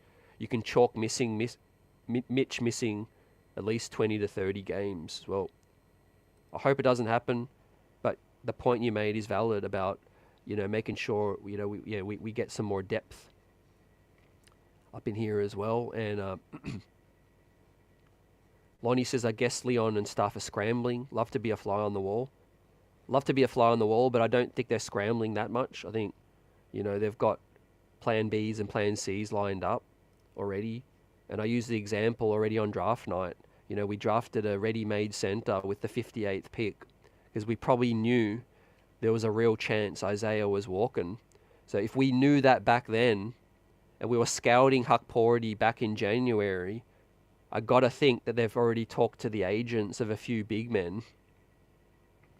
The frustrating thing is just this Mikal Bridges trade, If we could finalize the trade immediately, we know what we're working with.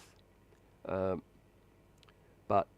I don't know if that can't happen until July 6, apparently. So, we'll obviously that'll be official, but they can still work around what they expect is going to happen too.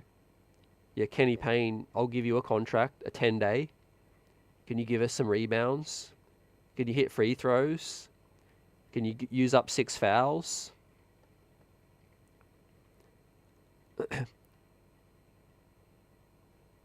Look, this was a guy that would have really helped us out. Like, in terms of, he's not Isaiah, but offensively, Goga Bitadze is a two-way big. So that hurts. I mean, he goes to back to Orlando for almost the same money Valanciunas got. That's crazy. Valanciunas got 3 years, 30. Bitadze got 3 years, 25. So that's a little bit of an overpay for me if I'm Orlando. But they paid to keep him.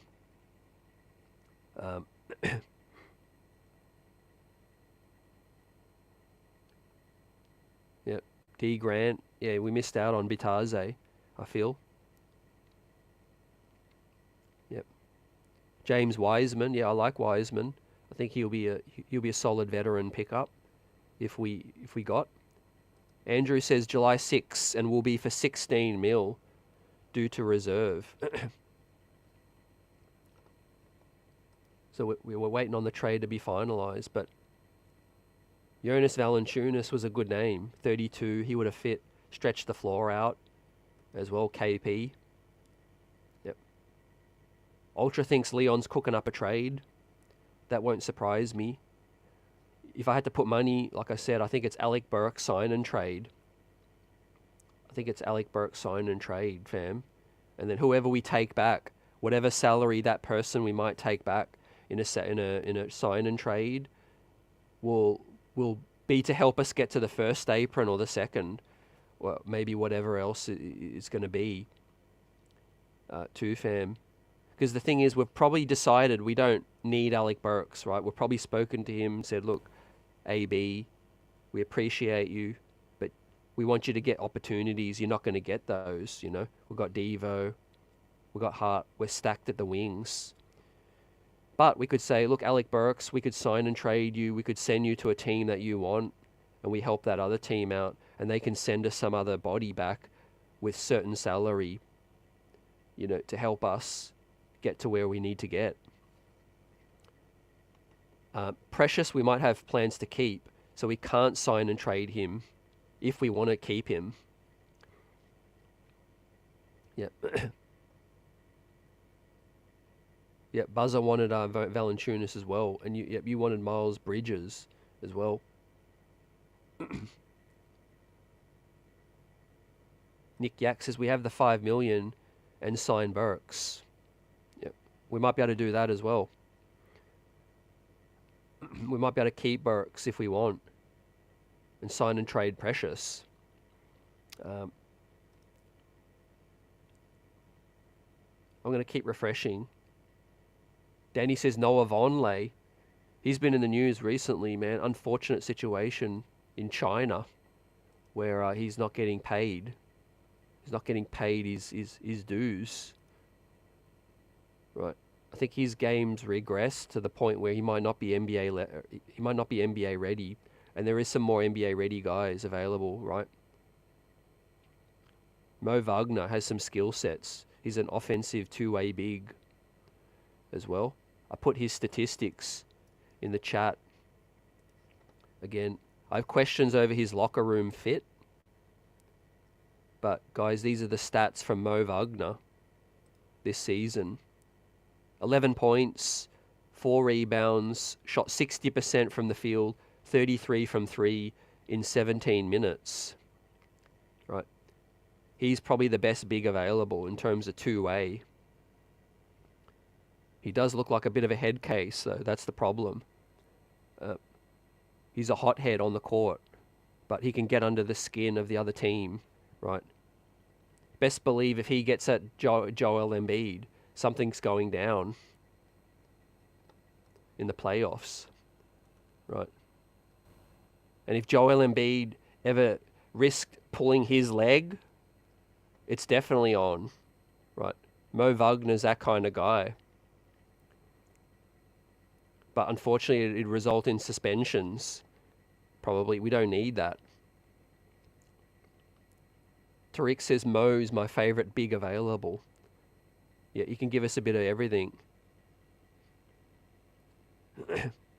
Who else do you like? Wiseman, Tice, Wiseman, the Utah big.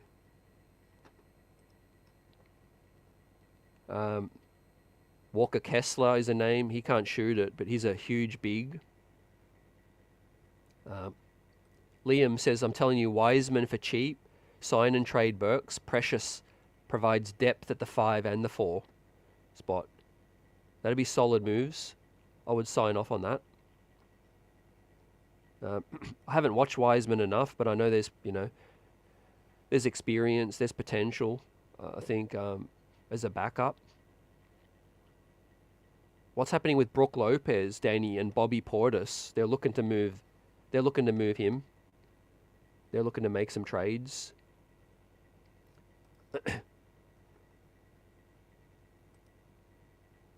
Don't trust Wiseman, says Tariq. CAA, Bobby Portis, come home.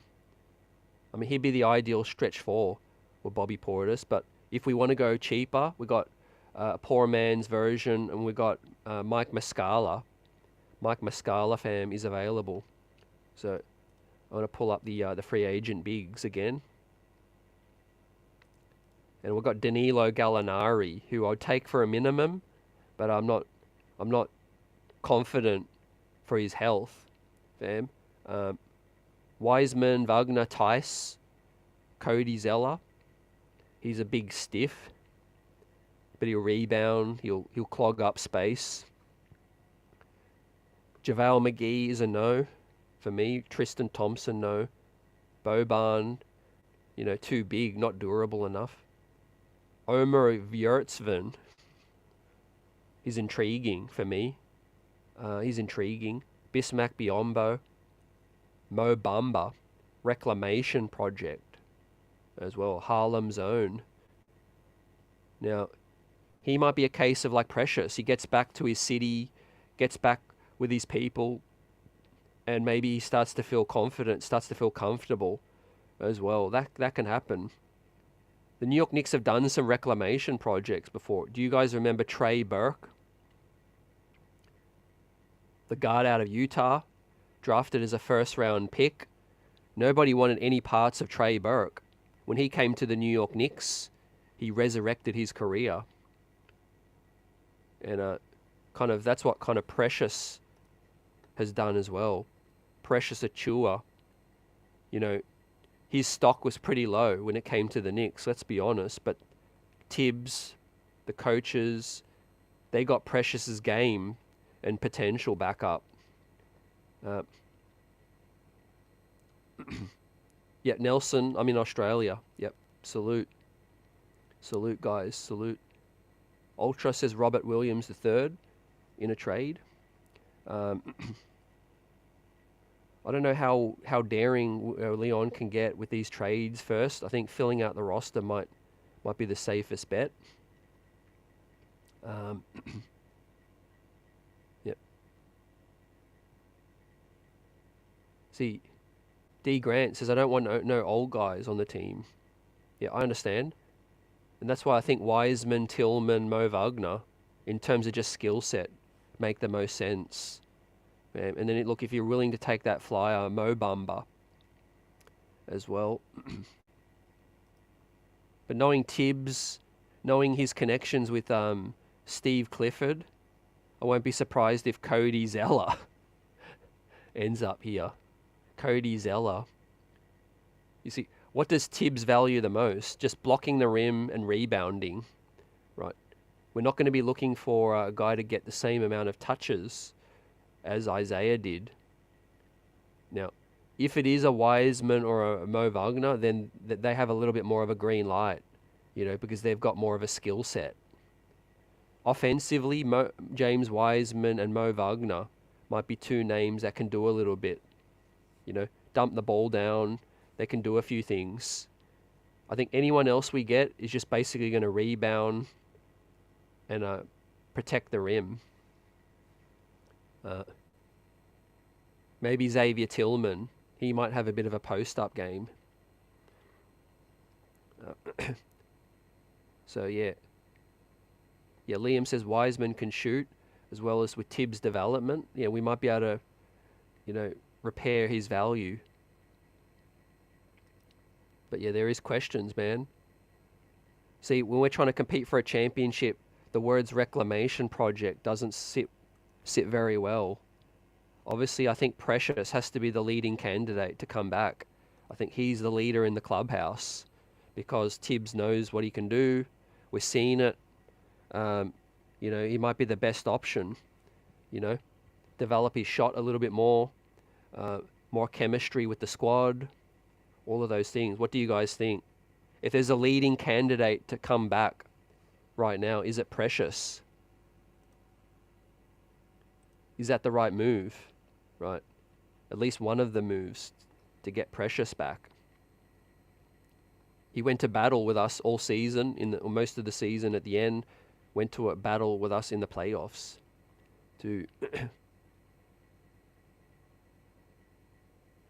Kenny likes Moses Brown. We had him in our building. That's the thing. We let Moses Brown go, I think. But yeah, he is a New York product.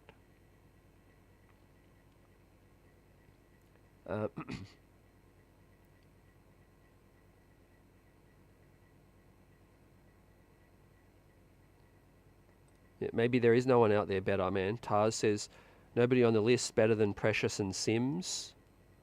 Danny says Rose is up to something. Look, Tibbs loves familiarity. We know what we're working with those guys, right? They're not going to blow us away. Sims hopefully can come back with some kind of development. But what I know for a fact, guys, they are high on Ariel Hukporti, right? Walt Perrin, the assistant GM, and Knicks scouts came to watch him when he was playing as well. And no coincidence, they selected him with the final draft pick of the draft, right? So they knew They knew what they were getting with Ariel Hukporti. So I don't think they're sweating as much as people think. But obviously we need more depth. Whether he can do a job is up to, is yet to play out. But we need more depth.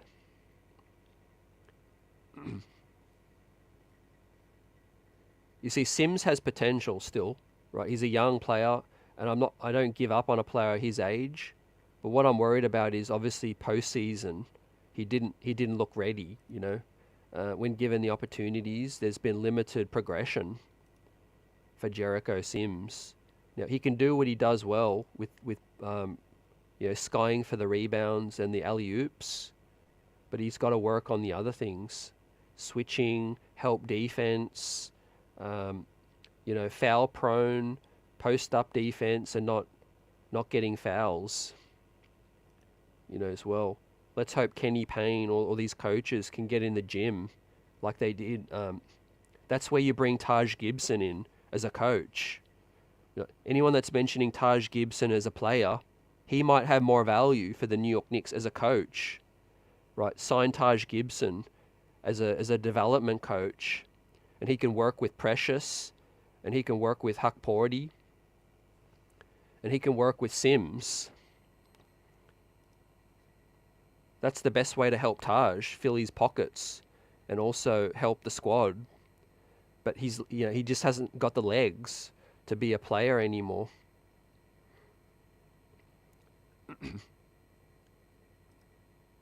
Danny, would I prefer Mo or Wiseman? I'm going to guess, do you mean Mo Wagner? Mo Wagner or Wiseman? I would probably go Mo. Fam, I would probably go Mo. Yep. KP agrees, yep. Dimitri says Taj helped Precious, yeah, no doubt. I think he's a great influence, great pro. I won't be surprised if Tibbs does that, actually. I think, wasn't there some report or some conversation when Taj was in the interview? They did say that, I think someone asked Tibbs, like, that Taj said he could help as a coach. And then Tibbs said something like, yeah, we'll see.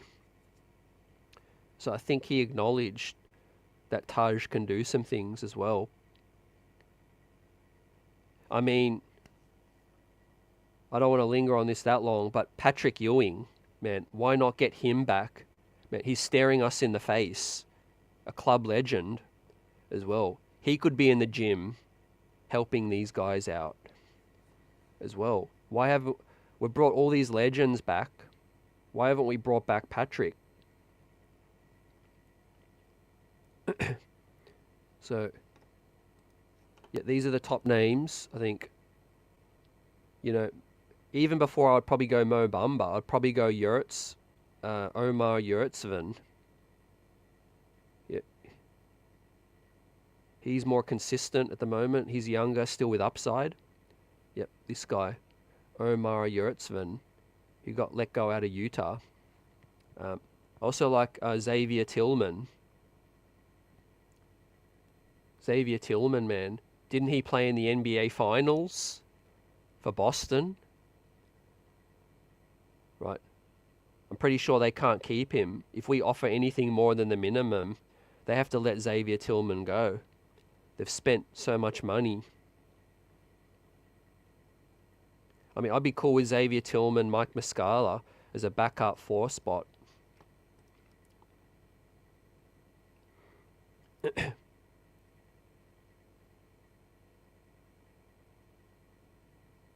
Yeah, Ewing has that coaching experience. D. Grant, I don't know about Patrick's ego. I'm sure, a lot of these guys that are legends, want to do things their way. I think, yeah. But normally Tibbs will let certain assistants, work with the bigs, work with the defense, work with the guards.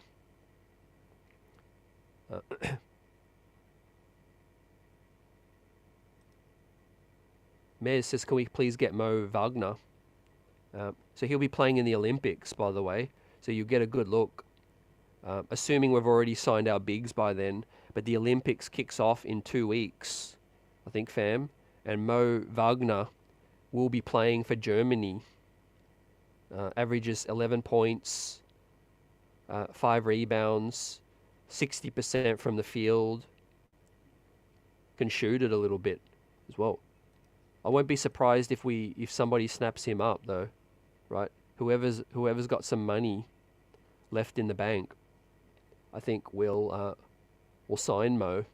Now I'm going to refresh to see what's up, see what's happening. So we've got Steve Popper of Newsday with his latest story. The Knicks' top contender status just took a big hit with the acquisition of Paul George. Right, so a lot of people will start to ride that train. I don't agree. I think the New York Knicks are still top billing alongside Boston. I think Philly will fit in their own tier, which is the second tier. And then in the third tier, it's going to be Indiana and Orlando, maybe Cleveland. I think Miami take a drop back. Obviously Toronto, Chicago, and Atlanta take a drop back as well. What are your 3 tiers in the East, or 1 tier or 2 tiers? Let me know.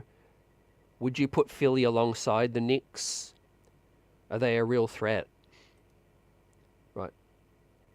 You see, all of the things we're talking about, fam, about durability and age and minutes, people aren't talking about that with Philly enough, right? Who was their best player on the court that couldn't stay healthy? His name is Joel Embiid. But somehow people only talk about the New York Knicks durability, right? Joel Embiid can never be depended on in the postseason because he can't stay healthy, right? He's got the scariest knees in the league, and he's going to carry them all the way 16 wins. I don't believe it. I don't believe that, right? Give me a healthy Joel Embiid, and then he's a giant. He's a threat.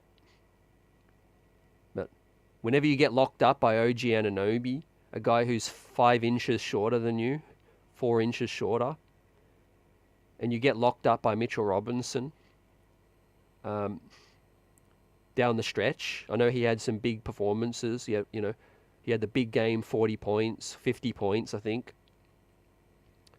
But yeah, Paul George is injury prone as well. Nick Yak says Orlando scares me more. Yeah, these younger teams, you got to give respect to Indiana and respect to Orlando because they're coming. They're young and they can run. That's what the Knicks don't want to do. We play half court and we play slow.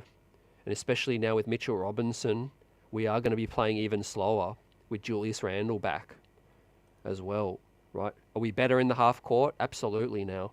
We've got Mikal Bridges and OG Anunoby stretching the floor out and playing defense as well. But we won't want to get into this track meet with Indiana again in the playoffs, and hopefully we're more healthy. And I think we're big enough, we're strong enough to hold them off.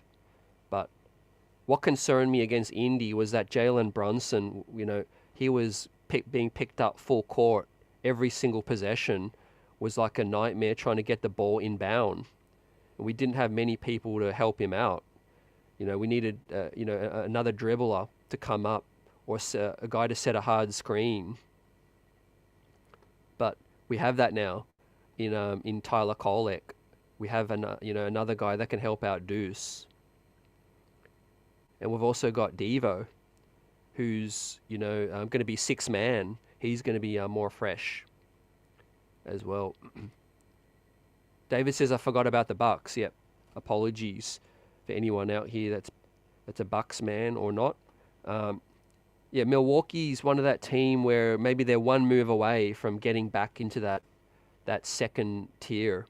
But right now, I probably have them right between the second and the third tier as well.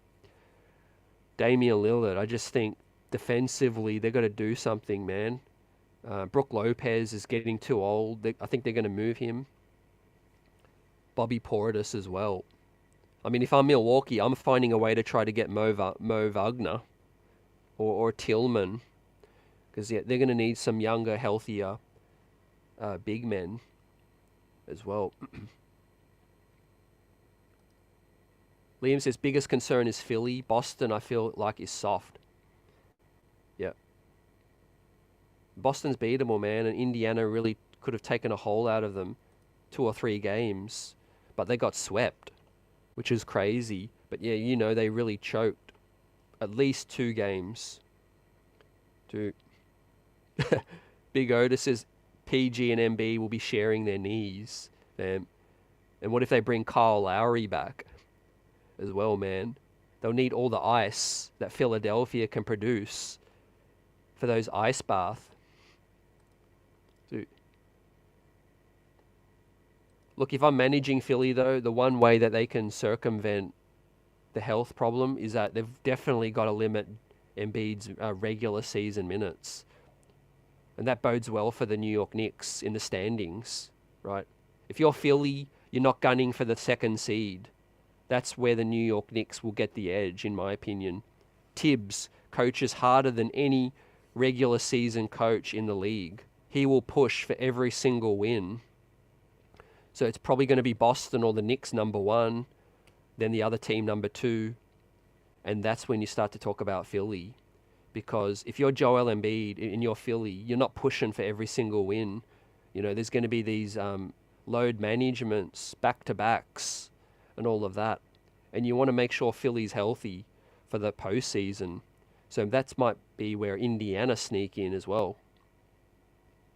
Maybe Indiana get the 3rd seed to Orlando to... Yeah, Nelson, these CBA rules are tough, but we have the best in the business in the front office now trying to find the loopholes and try to figure this thing out. I talked about yesterday how well the Knicks are stacked, though, in the future, because while all these teams are going to be losing pieces, like Denver lost KCP and they lost Bruce Brown last year, while, you know, some teams have lost other pieces as well. Minnesota might lose Kyle Anderson. The New York Knicks have got most of these guys under contract for long term. We don't have to worry about OG for 5 more years. We don't have to worry about Mikal Bridges for at least 2 years, but he's extension eligible in 6 months. We know Jalen Brunson's not going anywhere. He'll be extended. Obviously, Hart and DiVincenzo are locked up for 3 more years as well. Deuce for 2 more years. I mean, everything's perfect to make a long run for this thing. We just have to get luck. We just have to get to the finals, and hopefully we can play a team like Dallas or a team that's not, you know, built deeper than us.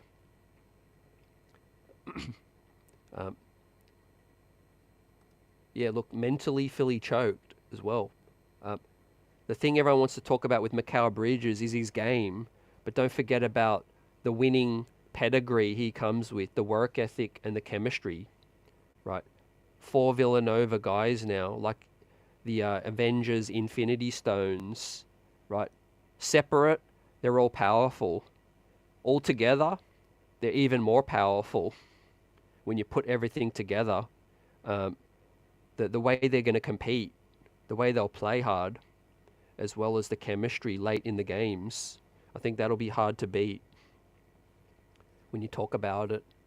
See, Mikal went from being the number 1 option in Brooklyn, so he would have learnt his limitations. He would have got, you know, some humbling. But now he comes to the New York Knicks full of ammunition with Julius, OG, and Brunson in the starting lineup. So he could either be the top dog on one night, or he could fall back to being the 4th option on another night as well. He couldn't do that in Brooklyn as well. Like, even Kevin Durant doesn't necessarily want to be the number 1 guy every night too. Some of these guys like to have their nights and then also help the other guys. So we're dangerous. I predicted 56 wins. I think that's the floor for me. I could easily see 60. What do you guys predict? Do you think 56 wins is on the table? Serge Ibaka. I haven't heard much about him, man. In fact, I think he announced his retirement. Man, I'm going to assume, I think Big Serge had hang them up. So, I mean, like KP, like you guys said, I think a stretch 5 would have been ideal, right? Maybe we could get a Mike Muscala to back up some backup 4 minutes. I mean, Jonas Valanciunas would have definitely, or Bitadze would have definitely been a great option, because now that Isaiah's left, there's an opportunity for us to, implement something different with the squad. We got Mitchie, the shot blocking, rim protecting big, and then we got Hukporti, which is a lighter version, and then maybe we could hopefully get someone who can stretch the floor a little bit more as well. Give a team a 5-out look. You see, with Mike Muscala, he can play. He can be at the 5, or Julius at the 5, and then you can implement a death lineup. Brunson, Bridges, OG, Randall, and Muscala, or Muscala and Randall, and you're 5 out. That's how you beat Boston, right?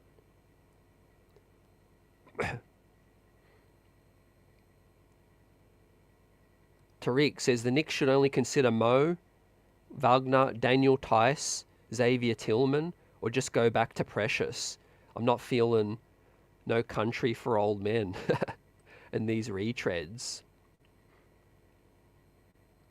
Yep. Definitely people are taking a trip down memory lane. You're as good as, your last game, in my opinion.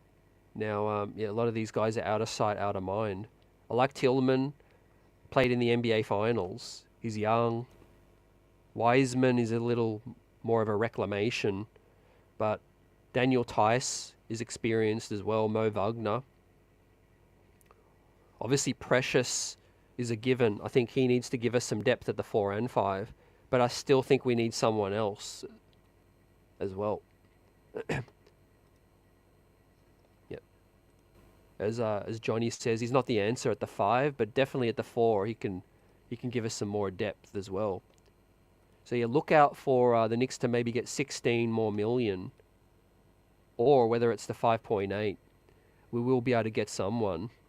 Yeah, I think Mo Wagner on talent is the best option. So we have the sign and trade, which is officially complete for Klay Thompson, and the Dallas Mavericks send 2 second-round picks to Golden State. Okay, so Golden State get a little something. They get a little something out of the deal. Does Golden State? No, I don't think they're gonna. I don't think the world is ending, for them.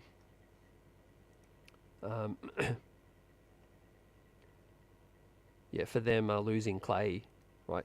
Klay is washed up. So, but our guy, man, got paid. He got paid more than I expected. All the power to him. And let's now move on. Let's get the guy we need to top up this roster depth. And we're going to be buzzing, fam.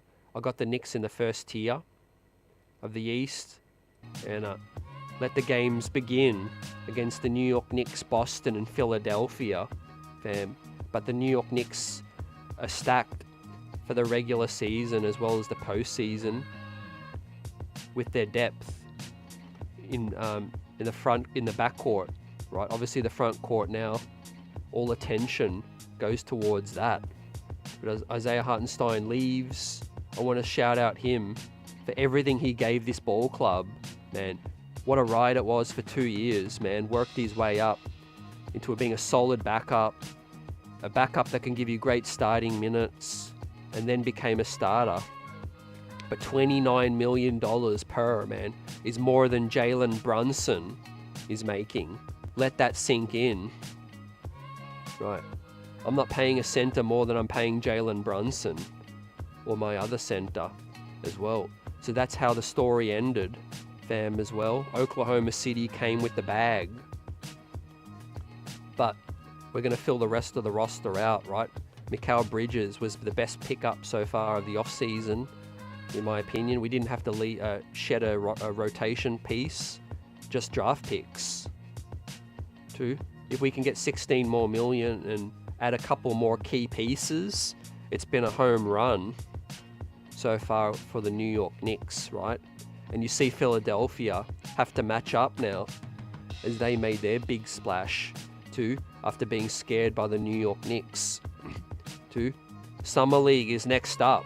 Now that free agency is kind of winding down, and for the Knicks, looking forward to our rookies, man, showing the world what they can do as well. I think there'll be some hot takes. There'll be some people surprised with the games that these guys got too. We might put out an all Summer League starting lineup of Tyler Kolek, Kevin McCullough, Jake Toppin, Pacome Dadier, and Ariel Hukporti. That could be the situation that we're putting out for the starting five of the Summer League. We've got 4 games first up coming in. We've got the Olympics too. Rokas is going to be playing in the Olympics as well, right? We'll see how he plays against Tyrese and the USA. And of course, we'll see if Mo Wagner becomes a Knick. He's playing for Germany as well, guys. But we'll wrap this thing up. Man, it's been a great stream. Appreciate all your contributions and thoughts. And look, hopefully tomorrow or later tonight, if there's a big move, we'll come back tonight for an encore if there's something meaningful. But right now, it's 8 p.m. on the East Coast. If something happens before midnight, we'll come back. But if not, same time tomorrow. And hopefully we're talking about the next big piece that the Knicks have added to this roster. But Leon Rose is going to take his time, I think.